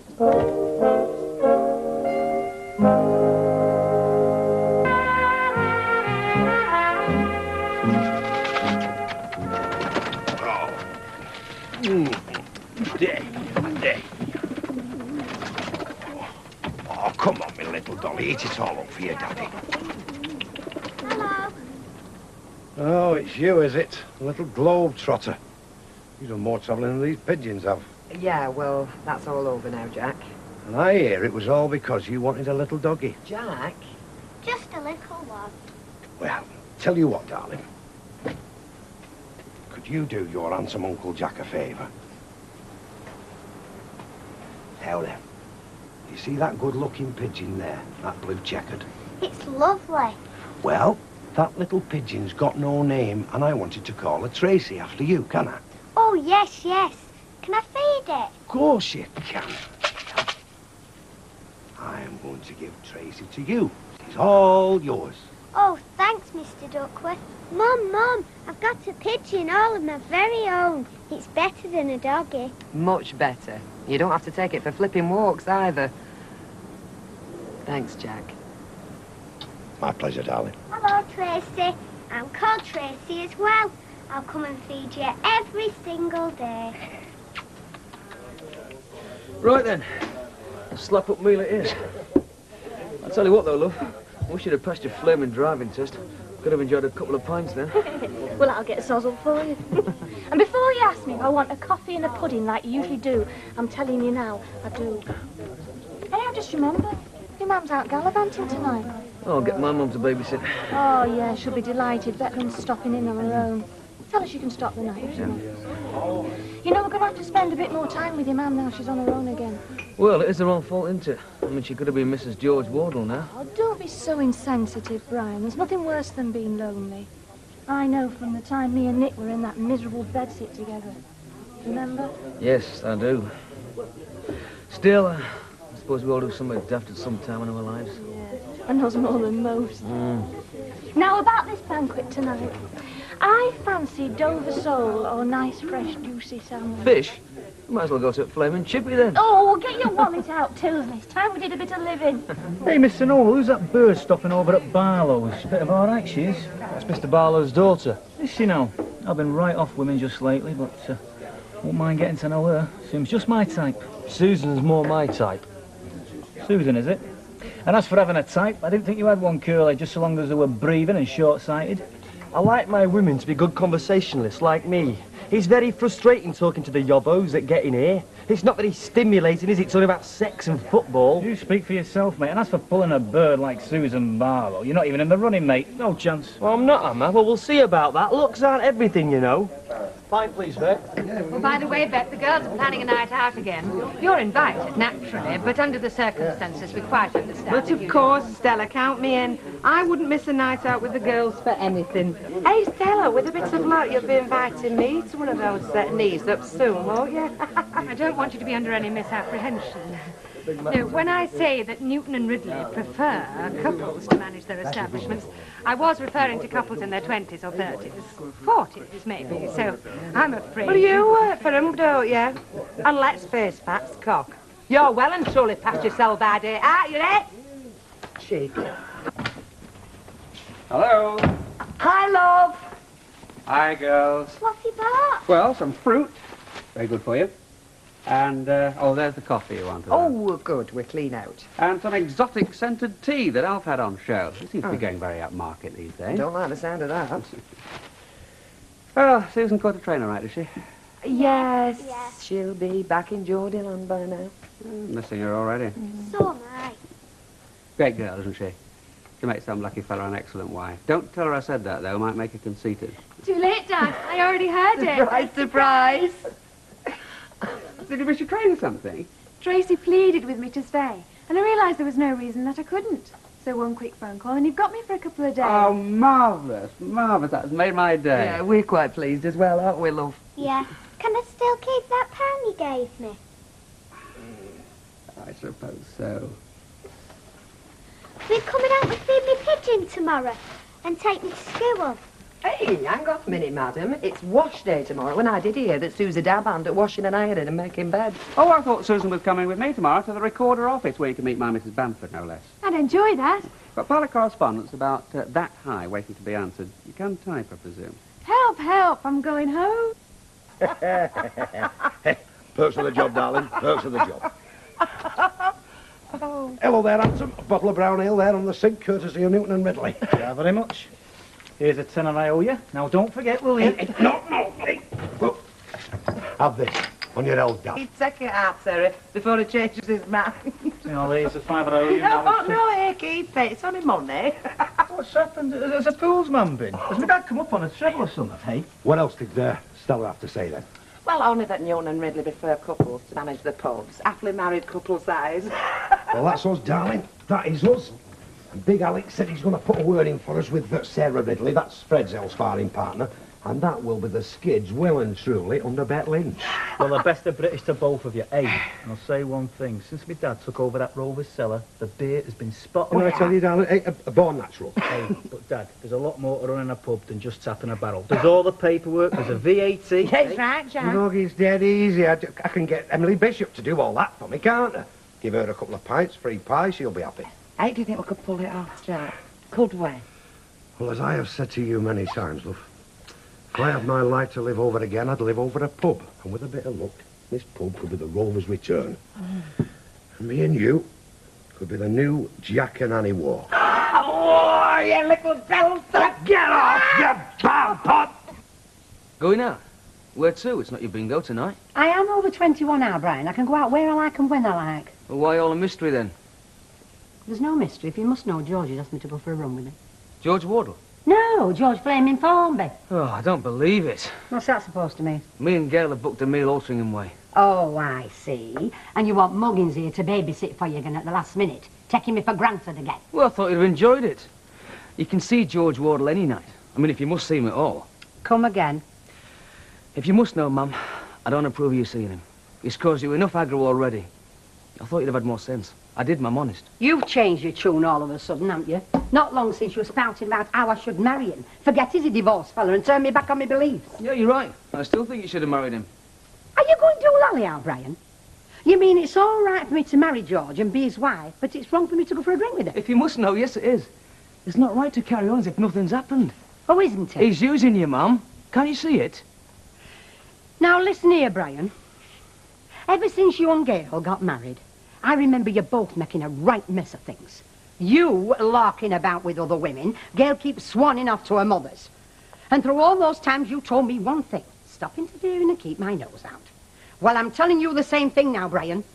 You stop interfering and you keep your nose out. Because what goes on between me and George has nothing to do with you. Got it? So I've got to sit back and say now, eh? Watch me mother make a fool of herself. I never make a fool of myself, Brian, never. Oh, why? You've let George hang his cap up again. I suppose you'll be going on holiday with him again next day. You'll be kipping here to save driving home. Get out, Brian. Go on, get out. I've told you what goes up between me and George or any other man that comes into my life has got nothing to do with you. Nothing. Now go on, get out. All right, I'm going. All I can say is thank God my dad can have no idea what's going on.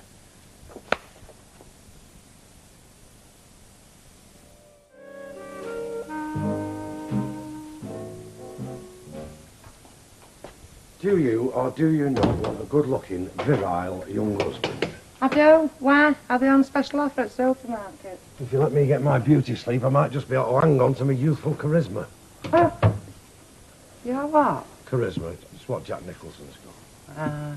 Well, it ain't what Jack Douglas got.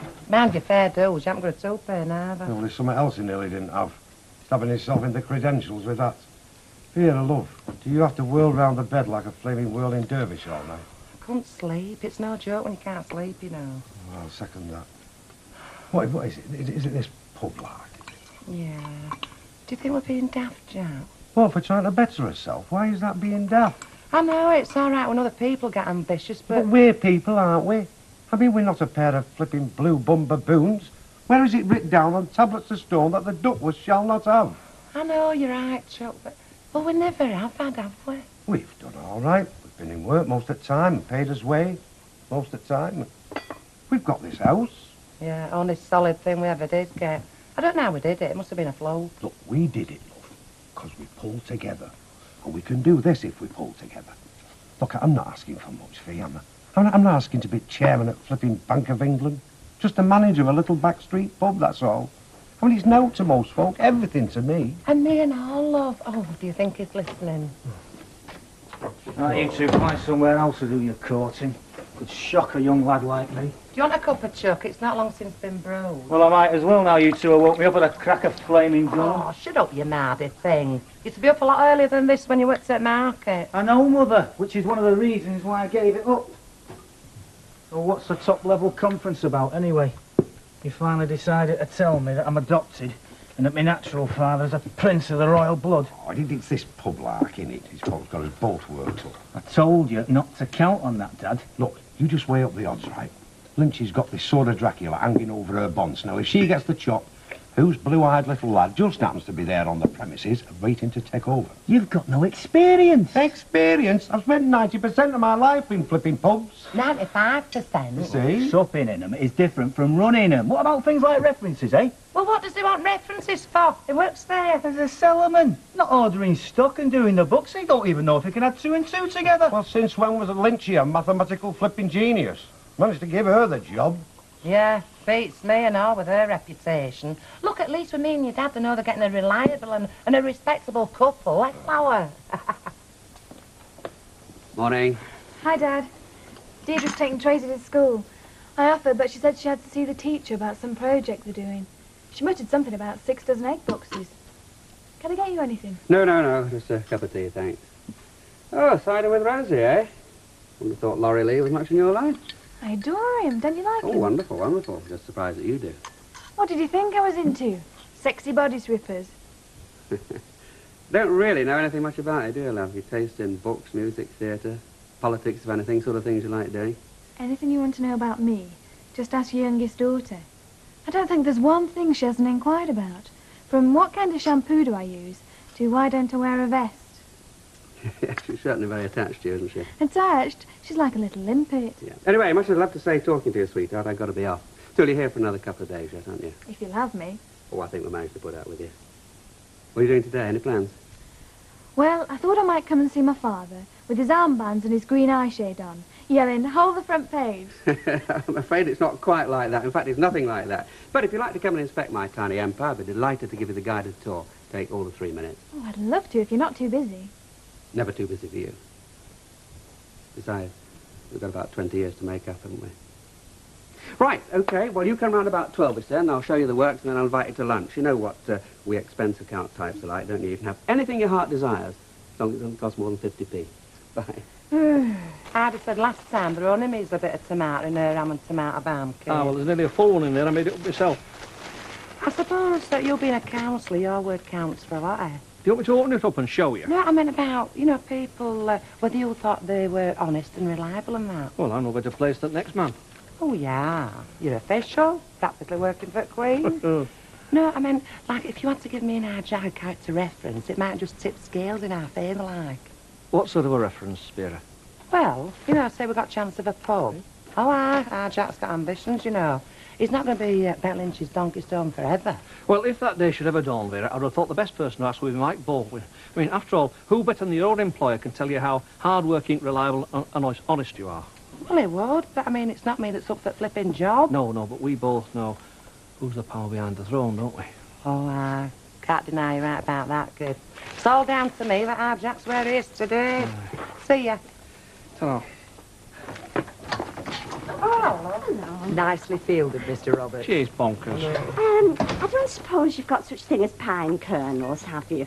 Only I've got Rita and Emily coming to supper and I'm experimenting from this vegetarian cookery book with all I've got salted peanuts, and I don't think that would be quite the same. Oh, I don't know. It's a bit exotic for us, maybe. She might get them at the health food shop. Yes, I thought so. I was just trying to save my legs.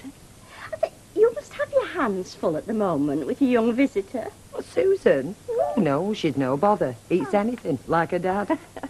And how does she get on with Tracy? I mean, you hear such things, don't you, about sibling rivalry and that? They adore each other. It's great. Oh, well, it just seems years since she was down here, doesn't it? I mean, it seems a shame that it took something like this to bring her back. Yeah, well, she was at college, and now she's very busy with a new job.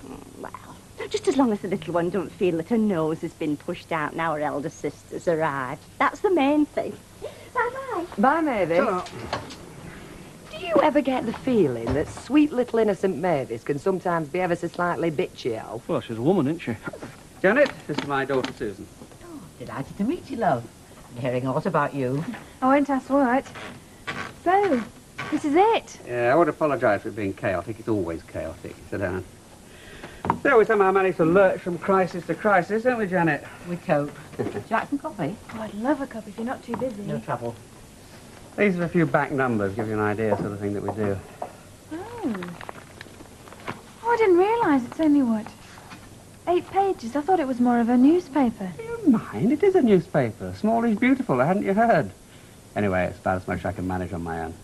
On your own? What about her? Oh, Janet's very good, but she just does the paperwork, you know, telephone calls and things like that. I have to chase up the sales and actually write up all the stuff. Different when Sally Waterman was here, but she was more of a trainee journalist. Why did she go? Long story. So you work pretty hard then? Why, what do you think I do? Loll about on satin cushions all day while my bevy of handmaidens bring me tasty titbits and cups of tea. No, of course not. After all, you've got 3 of us doing that at home. But go round and make your peace with her, lovey. I mean, you don't enjoy falling out with your man, do you?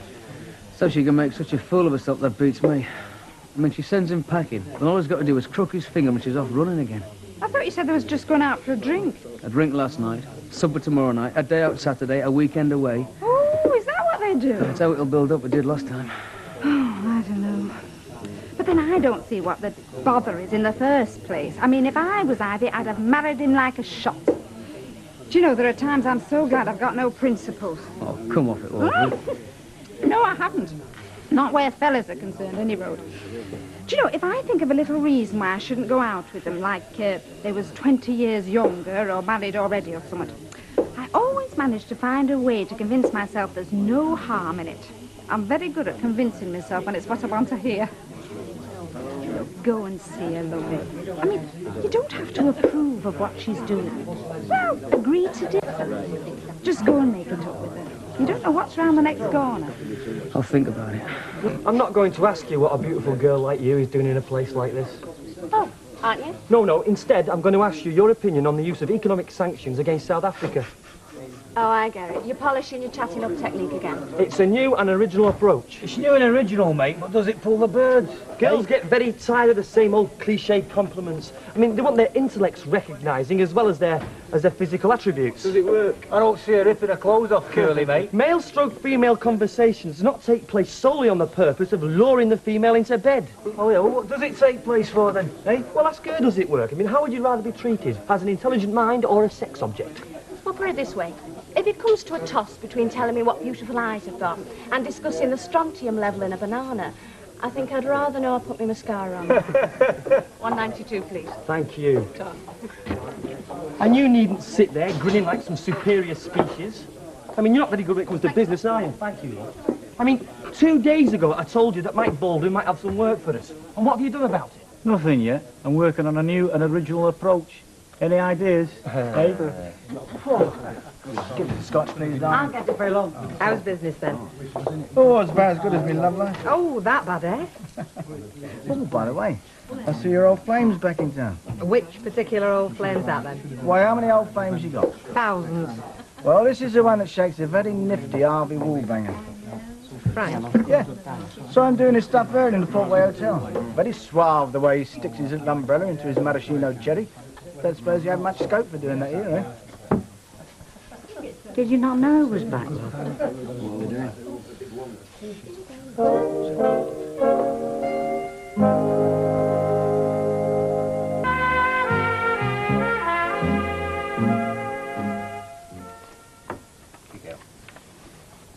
Expect to find all this rather quiet after the sort of life you're used to. Life? Oh, you work in a market research agency, your dad tells me. That must be pretty lively. Yeah, it is. Yeah, what do you do? Go out and interview people with a questionnaire, that sort of thing? Something like that. Did I hear something about lunch mentioned? Yeah, 2 ticks. Just got to sign these letters. Right, I'll see you in the morning then.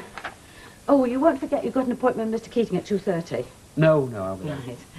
Well, I expect we'll see each other again before you go back. It was nice meeting you. And you. Bye. Bye, Dad. Bye. Why won't you be in this afternoon? She's only part-time. Right. Lunch. Hello, Weatherfield Recorder. Ah, Mrs. Farrer, yes. I did hear something about it, yes. Oh, of course we will. When? Oh, no, I'm sorry. I'm afraid I'm tied up this afternoon. What about tomorrow morning? Oh, you are. All day? Well, it'll have to be the following day, then. Right. Any time after 9. Bye. Woman who owns a local boutique, providing the clothes for a charity fashion show, wants us to do a write-up. Will it lead to an ad? Certainly hope so. Shouldn't you have seen her then? I'm not free this afternoon. She's tied up tomorrow. I'm seeing her on Wednesday. By that time, she might have taken a piece to the opposition. And her ad. Who's running this paper, me or you? Come on, worry guts, food. Dad, you said there's a lot you don't know about me. Well, here's one thing. I don't like being patronised.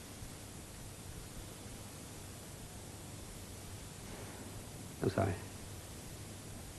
Sometimes it's very hard for me to realise you're not a little girl anymore. Okay? Okay.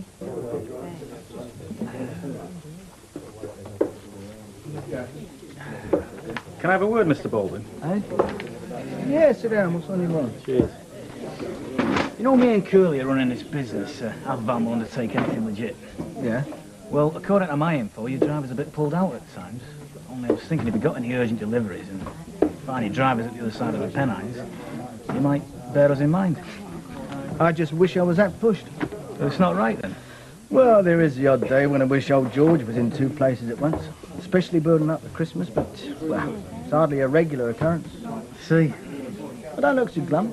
You did the right thing. You went out and chased business. Did he not mention that he might come back? Look, Betty, when I said trial to him after that cruise, we parted best of pals as far as I know, but we both left it open-ended. I've learned better than to put pressure on a fella, especially a roamer like Frank Mills. Well, what are you going to do, love? Are you going to see him? I will not. I may not have much, Betty, but I've still got my flipping pride. If he wants to see me, he knows where he can find me.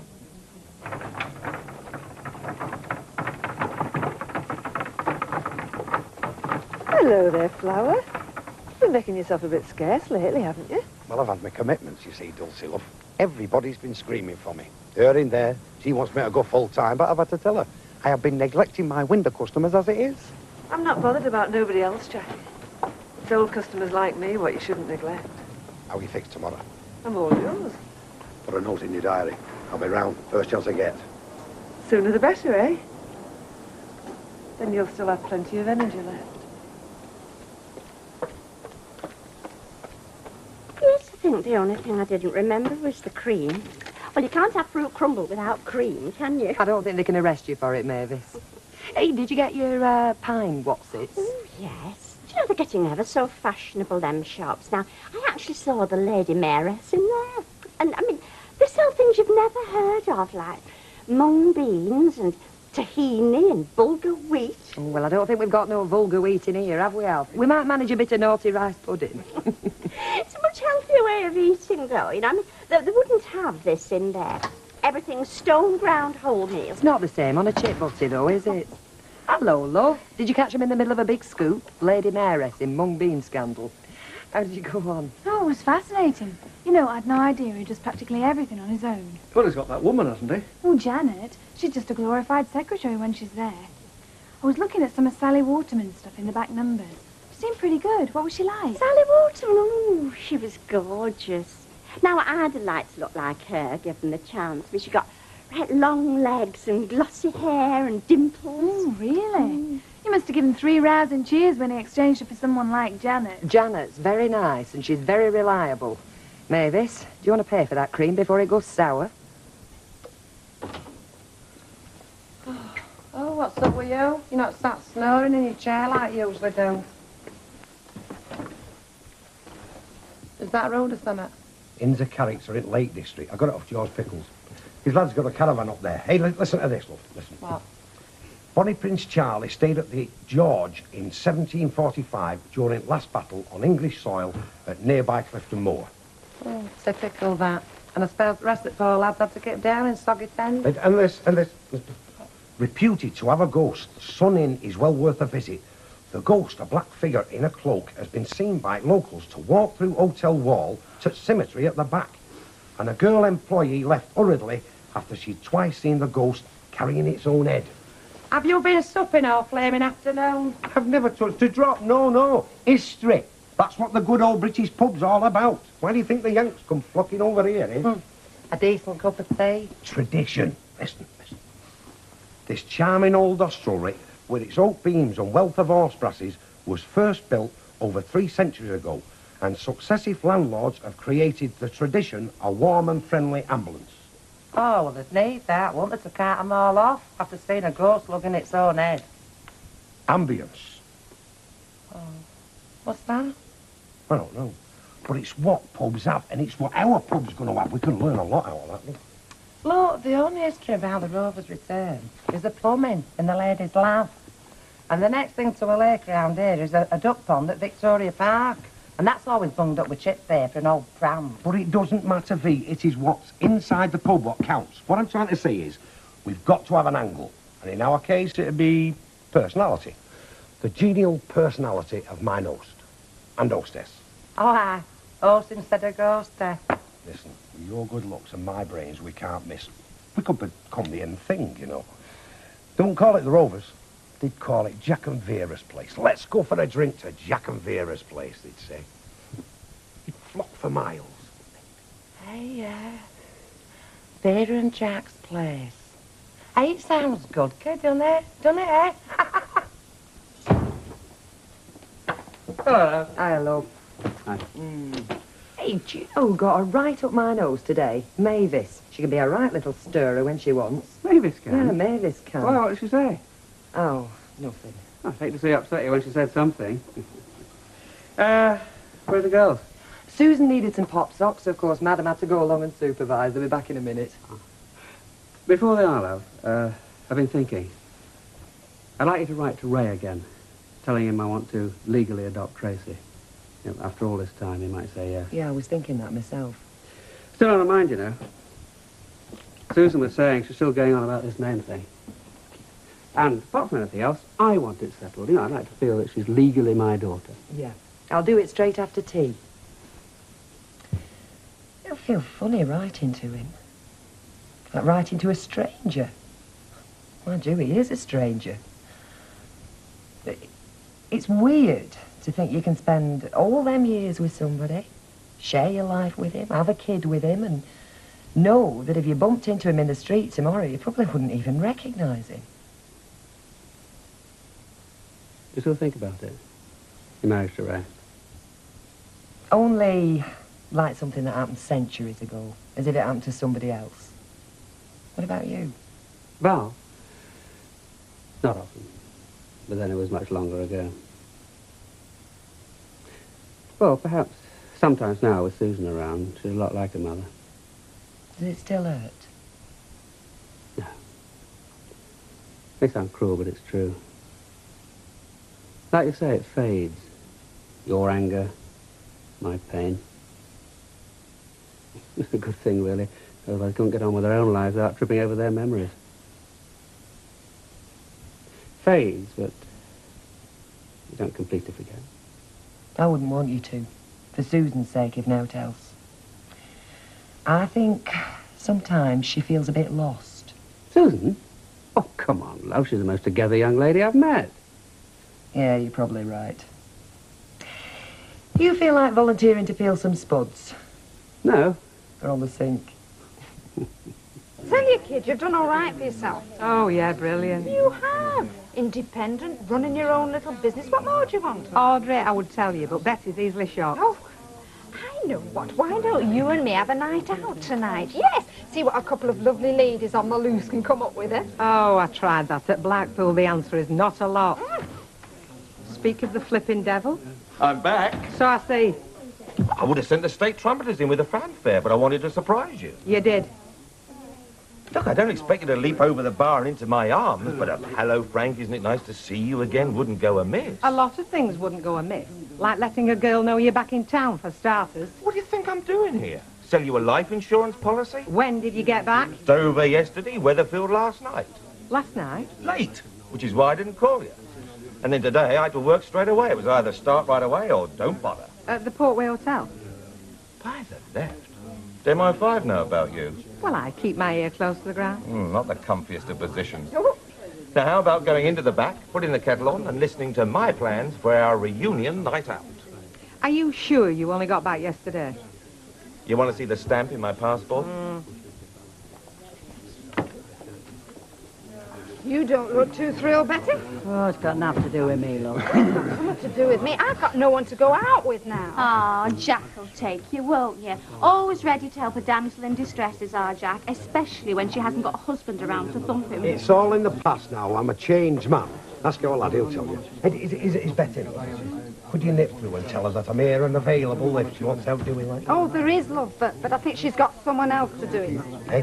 Frank Mills is back. Frank Mills? Ain't he the bloke that cost Will Starkey his job? Yeah, Will's left when he came, yeah. Now he's back on the scene. Swept her off into there like love's young dream. I wouldn't worry about inheriting the role if I was you, Dad. If I was you, I'd buy yourself a new chamois leather. You are? Well, put it this way. If Bet's got to choose between you and a young locking bar to help her lock up at night, who do you reckon's favourite? It's about time we treated ourselves to some new bar towels, Betty. Either that or Hilda will have to change your soap powder. Yeah, I've been thinking that for weeks. It's all expense, you know, Betty. You know what a bad summer it's been for supping beer. I've seen hardened alkies walk in here wet through and not be able to face a pint. Won't have done them any harm. I'm not all that interested in their health, you know, Betty. It's when I see my bosses walking about wearing them tight little cost-cutting smiles, that's when I start to get worried. Yeah, they just put the prices up like they usually do. Ah, then I'll have the likes of Percy Sugden going teetotal for a day and a night again. I'm fighting a losing battle, you know, Betty. I am, really. Yes. Yes, it must be very hard being a manageress, especially when you've no sort of consolations these days. No, Betty. Frank did not stop here last night. I gathered as much. Been sniffing round for signs of aftershave, No, have you? I haven't. The toothbrush that he left in the bathroom's bone dry. Right, talk about Miss Marple. Well, I keep my eyes open. Not to mention fine focused. Look, the less he stops here, the better for you. That is a matter of opinion. All I'm saying is, if the brewery find out that he's stopping here, they'll think he's trying to lead you astray like he did the last time. You're still on probation, do you remember? We've painted the name of the firm on the side of the van. Looks really well. Very eye-catching. Oh, have you, Terry? Very nice. I'm very pleased to hear it. I like to see my only son getting on in the world. You know, Dad, I think I prefer you like you used to be. An easygoing layabout with a smile on your face and a merry quip, instead of an ambitious barman with a face like a rusty hubcap. What? Face it, Dad. You've had it at the Rovers now that Frank Mills bloke's back. It's not me that's going to get eased out, kid. Well, who is then? The Cockney kid, that's who. And how are you going to manage that? With a phone call, that's how. I'm not with you. To the brewery, dummy. Telling them that the bloke what Bet went walkabout with is back. With his pyjamas. You wouldn't. It's like grassing, that is. Thought you said you wanted to see me smile again. Your briefcase, sir. Thank you. Doesn't he look smart? It looks as if somebody's ironed him. There's something missing. I know, your umbrella. Have you got one? No. I'll buy you one. There's some things that haven't quite reached this street yet, like quiche and Pentle Slim gentlemen's umbrellas, because there's nowhere to put one in the Rovers. Do you know, it's like being caught in a time warp on this street. Yes, and not one of us has got an ulcer. Am I right, love? You'd be the only candidate for one anyway. Oh, not now. I'm on my high-fibre diet. Right. Can I go to work now, please? Will you be in the office all morning? Yes, why? Well, I thought if I was passing, I could come in and straighten your tie for you. Janet does that all the time. You'll have to think of another excuse. Bye, love. Bye-bye, love. Bye. Bye. He's really very squirmy, Dad, isn't he? In spite of all the chat. Don't ever tell him that. I wouldn't. Is it successful, the recorder? Does it make any money? Yeah, enough. I think it's hardly the Daily Mail. I was, wondering why he never replaced that girl who worked for him. He was a bit reluctant to, I think. It did all end a bit in tears with Sally. Oh, how? How she pulled a fast one on him and went on to higher things. Oh, poor Dad. Is he vulnerable where women are concerned? Only where I'm concerned. I can see that. Can I have a bath this morning? Yeah, of course you can. You don't need to ask. You don't mind me asking all these questions, do you? Not in the least. It's like I'm having a crash course on my dad. Thank you, love. Is that all you want? Tablet of soap? Yes. Seems a long way to come just for one tablet of soap all the way from your Gales. Not that I'm not pleased to see you, like you'd be a sight for sore eyes any day of the week. Thank you, Alf. Thank you. And thank you for your custom. Thank you. How have we been polite? Costs nothing, does it, Alf? Good manners. Here. Actually, I didn't just come in for a tablet of soap, though I'm glad I've got it, because that stuff that Gail and Brian use is not quite subtle enough for me. I like to leave a faint aroma behind me, not a definite stink. No, I was wondering, actually, Alf, if you wanted any help in the shop today. You know, I'm so bored just sitting at home watching the neighbours go to the laundrette and then come back again. And I thought, I know, I'll go and see if he wants any butter patty. Well, it was great. I wouldn't want paying, though. Well, not much anyway. No, well, Deirdre's in today. Oh, I see. Oh, well, just thought she must be poorly or something, seeing as she's not here yet. I mean, it's going 10 o'clock. No, she's not usually late, you know, but she's a bit busy. She's got Ken's daughter living there at the moment. No, I wasn't saying she was a bad timekeeper. Oh, as if... Well, if she should happen to let you down in the future, you know, through no fault of her own, of course, well, you know where I am. Oh, right. Ta-ra. Well, hello, love it. Do you know, Arthur's just been singing your praises to me. It's a good job I'm not a jealous woman. What was all that about? Oh, don't ask me, but that's part of the course with Audrey, isn't it? I never know what she's talking about. Don't you? No. Do you know, it's fellas like you that get us women a bad name. Why? Because you're putty in our hands.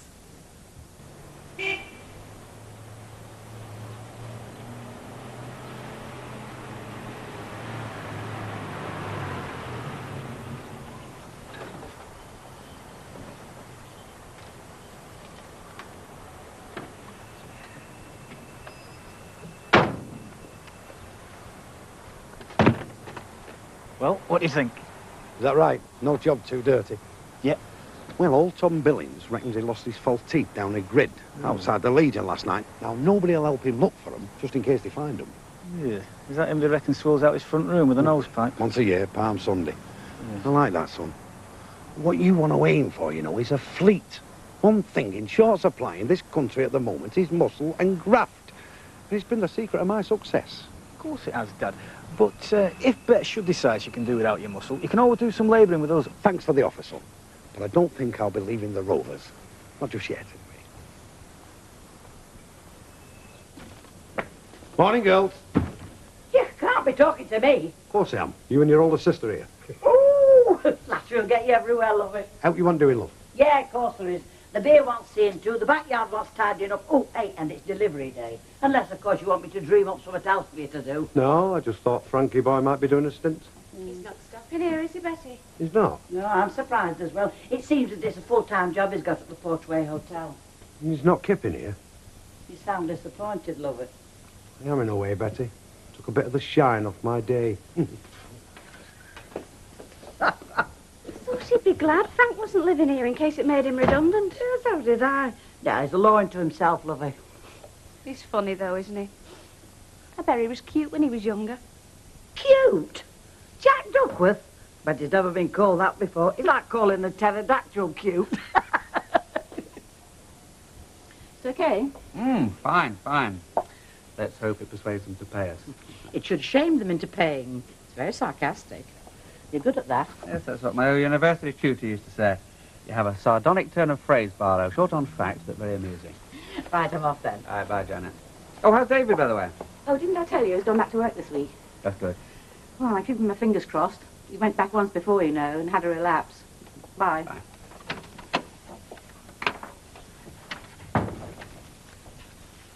Come in. Hello. I'm selling life insurance, and you look as if you could do with some. Quick. Too late. There, you can't keep away, eh? What can I do for you? Interview me. Pardon? Interview me. What about? A job. Here? Yes. Just like that? Yes. You'd better pull up a chair.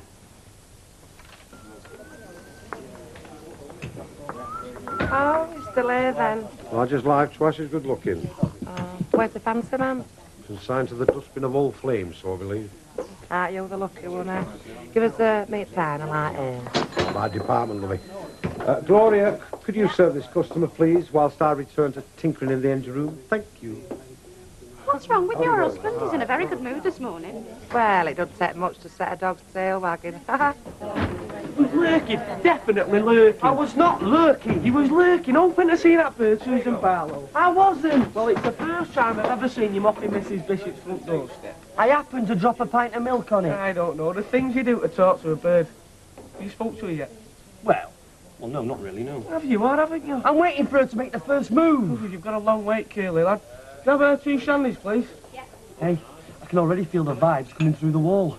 I reckon she must sleep in the next bedroom. Imagine. Gosh, how'd you manage to sleep? I don't much. Tell you the truth, I never expect to see you around these parts again. She's like a magnet, isn't she, I'll bet? That's funny. I had you down as a magnet. It's a bit tiring, though, isn't it? As I'm sure you know yourself. Frank! I thought you'd been busy shaking cocktails today. Oh, didn't I tell you it was my day off? No, you didn't. Seeing you again must have put it all out of my mind. He's as smooth a talker as you. Smoother? Come on through, you can help me make the sandwiches. I'll watch you make the sandwiches. Gloria, give us a scotch lamp. Yeah. Hey. They still seem as thick as thieves to me.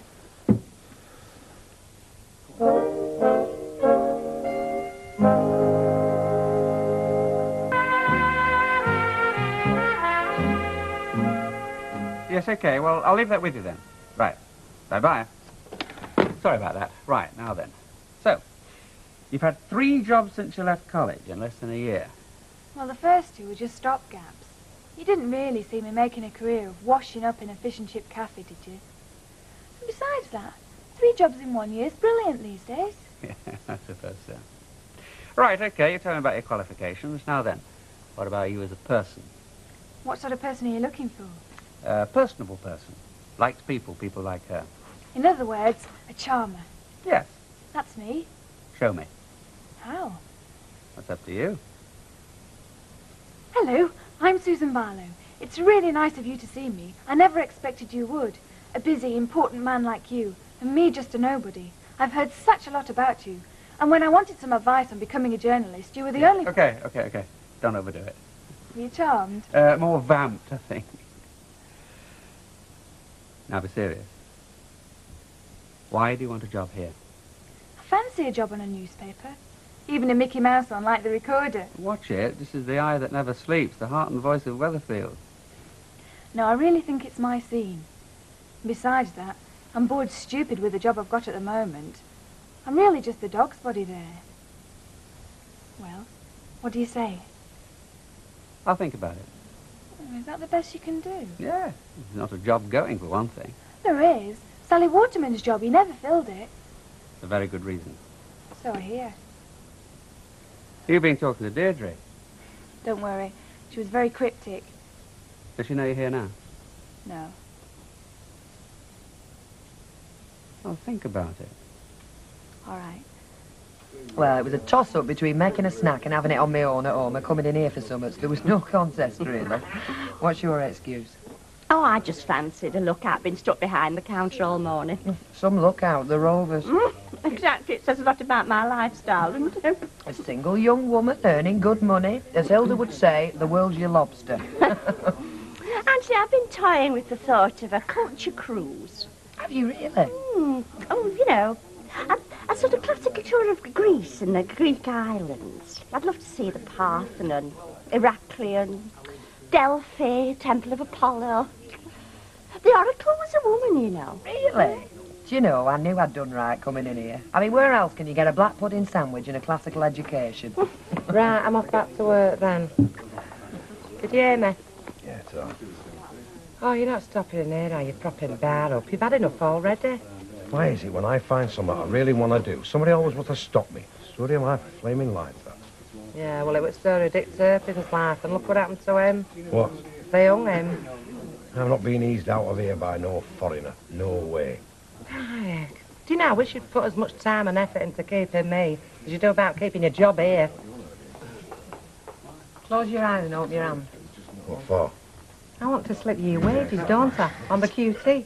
Oh, I see. Me farewell present, eh? Farewell present? What are you talking about? Well, now that Frankie's back, I still have Mr. Jack, not required on voyage. I can still play me ace, you know. You give that a right pacing, haven't you, this dinner? I've had a couple of pints or so. Frank has got enough to do behind his own bar. I still need your biceps here. Are you sure? Absolutely. You know, you're getting paranoid about Frank Sunshine. Yeah, well, they think they're smarter, don't they, these southerners? Just because they talk a lot faster. You what? Smarter than a Lancashire lad? Do me a favour. Thought I might find you here. Oh, well, you would. I didn't mean it like that. No, you didn't. You know Mavis, don't you? Oh, yes. No, I still still find it hard to believe that you're Ken's daughter. I mean, he doesn't look old enough to have a daughter your age. Mavis is one of your dad's secret admirers. If he wasn't married to me, she'd have snapped him up in a flash. I would. What are you having to drink, love? Orange juice, please. Right. Enjoying your visit, then? Yeah. Is that lad staring at you? Gay would have killed me if I'd forgotten Nicky's fish fingers. They're his favourite food. Ah, you want to get yourself together at your house? Eh? Well, we had Audrey in this morning. She could have gone for you. She seemed a bit of a loose end, actually. Oh, you're telling me? Not like Audrey, that. I mean, she's always got something to do, hasn't she? Somewhere to go. Yeah, well, it could be she's just having the rest. I wish she'd found somewhere else to do it. Do you not get on, then? Ever had the mother-in-law living with you? Not for long. Yeah. It's not that we don't get on. We do. It's just the feeling you're in a minority, you know. You can't behave like a slob on Sundays, or eat your breakfast in your pyjamas, or crash out on the couch after dinner. Anyway, why this interest in Audrey? You're not going to volunteer and take her off his hands, are you? Because if you are, I'll fetch her on your breakdown truck. Oh, no, not me. She's out of my league, is Audrey. I mean, she's your budger to my crow. I think you do yourself an injustice there, Alf, a man of your substance. Hey, are you taking the mickey out of my size? No, I'm not. I'm not honest. No. I know my limitation when it comes to women, lad. It's too late to change now. Thank you very much. Cheers. Cheers. Mike, you don't mind me calling you Mike, do you? Do you know we've never been formally introduced? Well, everybody else does, apart from my bank manager. And he calls me Mr. Baldwin in a very distant and cold manner. Oh, a bank manager took me out to dinner once. He ordered the set meal, never gave me a choice. No wine, water, and then he worked out the tip on a calculator. Well, at least you could trust him with your money. Couldn't trust him with my honour, though, that's the fact. No, what I was going to ask you, Mike, was that you haven't got a simple, easy little job going over at your place, have you? Why? What can you do? Nothing. That's why it's got to be simple. Oh, you mean like a sleeping secretary? Oh, well, you never know how things could turn out, do you? I've already got a secretary, Emily Bishop. I thought you was a sport. I am, but not when it comes to spending money. Then I'm like your bank manager. Well, it's time I wasn't here. It's been lovely seeing you again, Susan. Perhaps we'll see a bit more of you in future. Oh, I should count on that. Bye-bye, then. Bye, Mavis. Nice lady. Very. You're up to something. Me?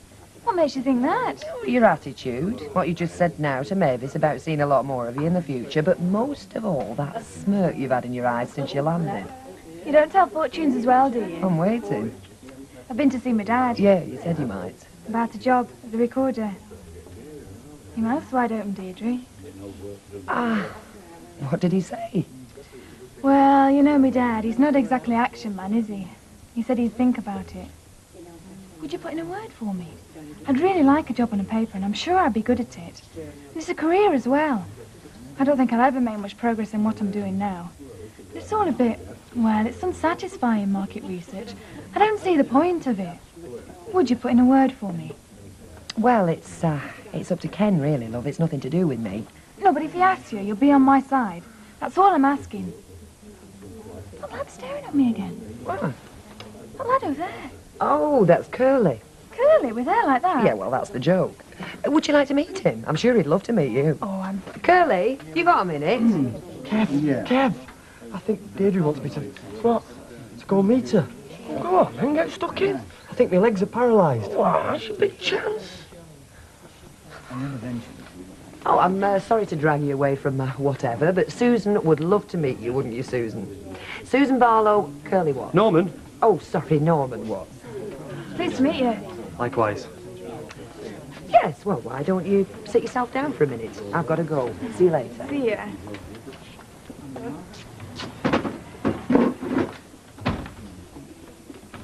I live next door.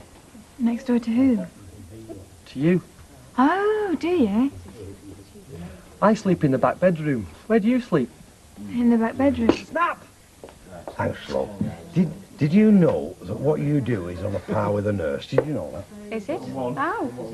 You're a ministering angel, aren't you? Well, I'm not going to minister to you much longer. You've had enough.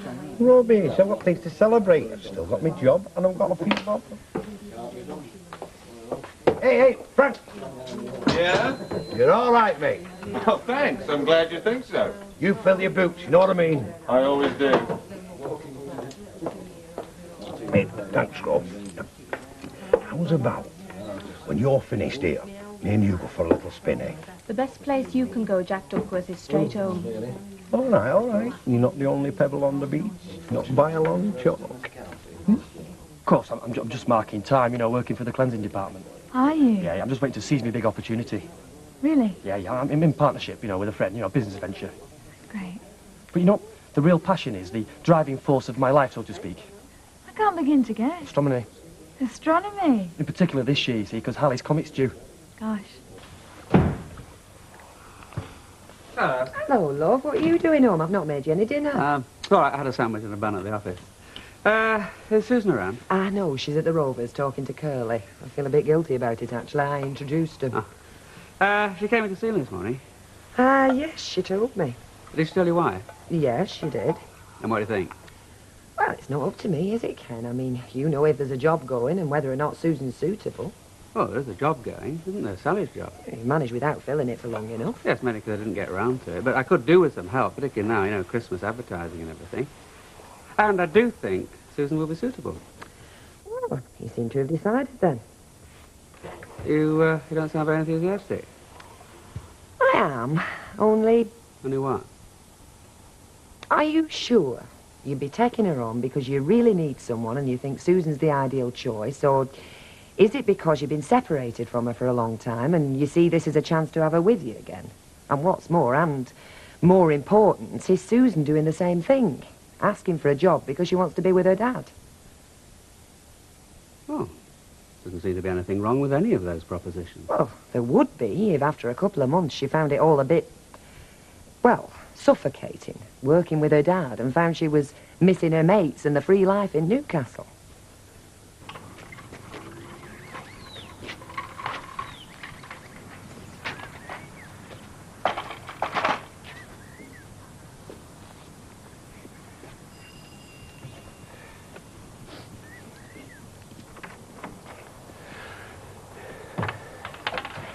Hello.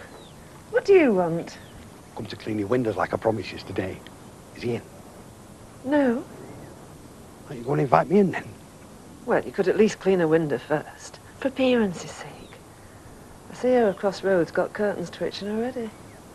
Dulcie, darling, I don't feel like cleaning flipping windows. I'm not in a working mood. I'm in a happy mood. My life's taken a turn for better. I'm swinging, kid. Oh, you're not coming in then? All right.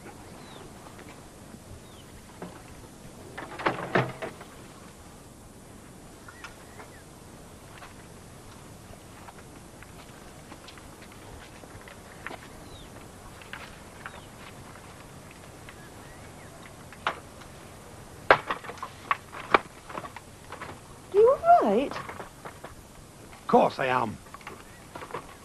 Just do the front, then come in round the back.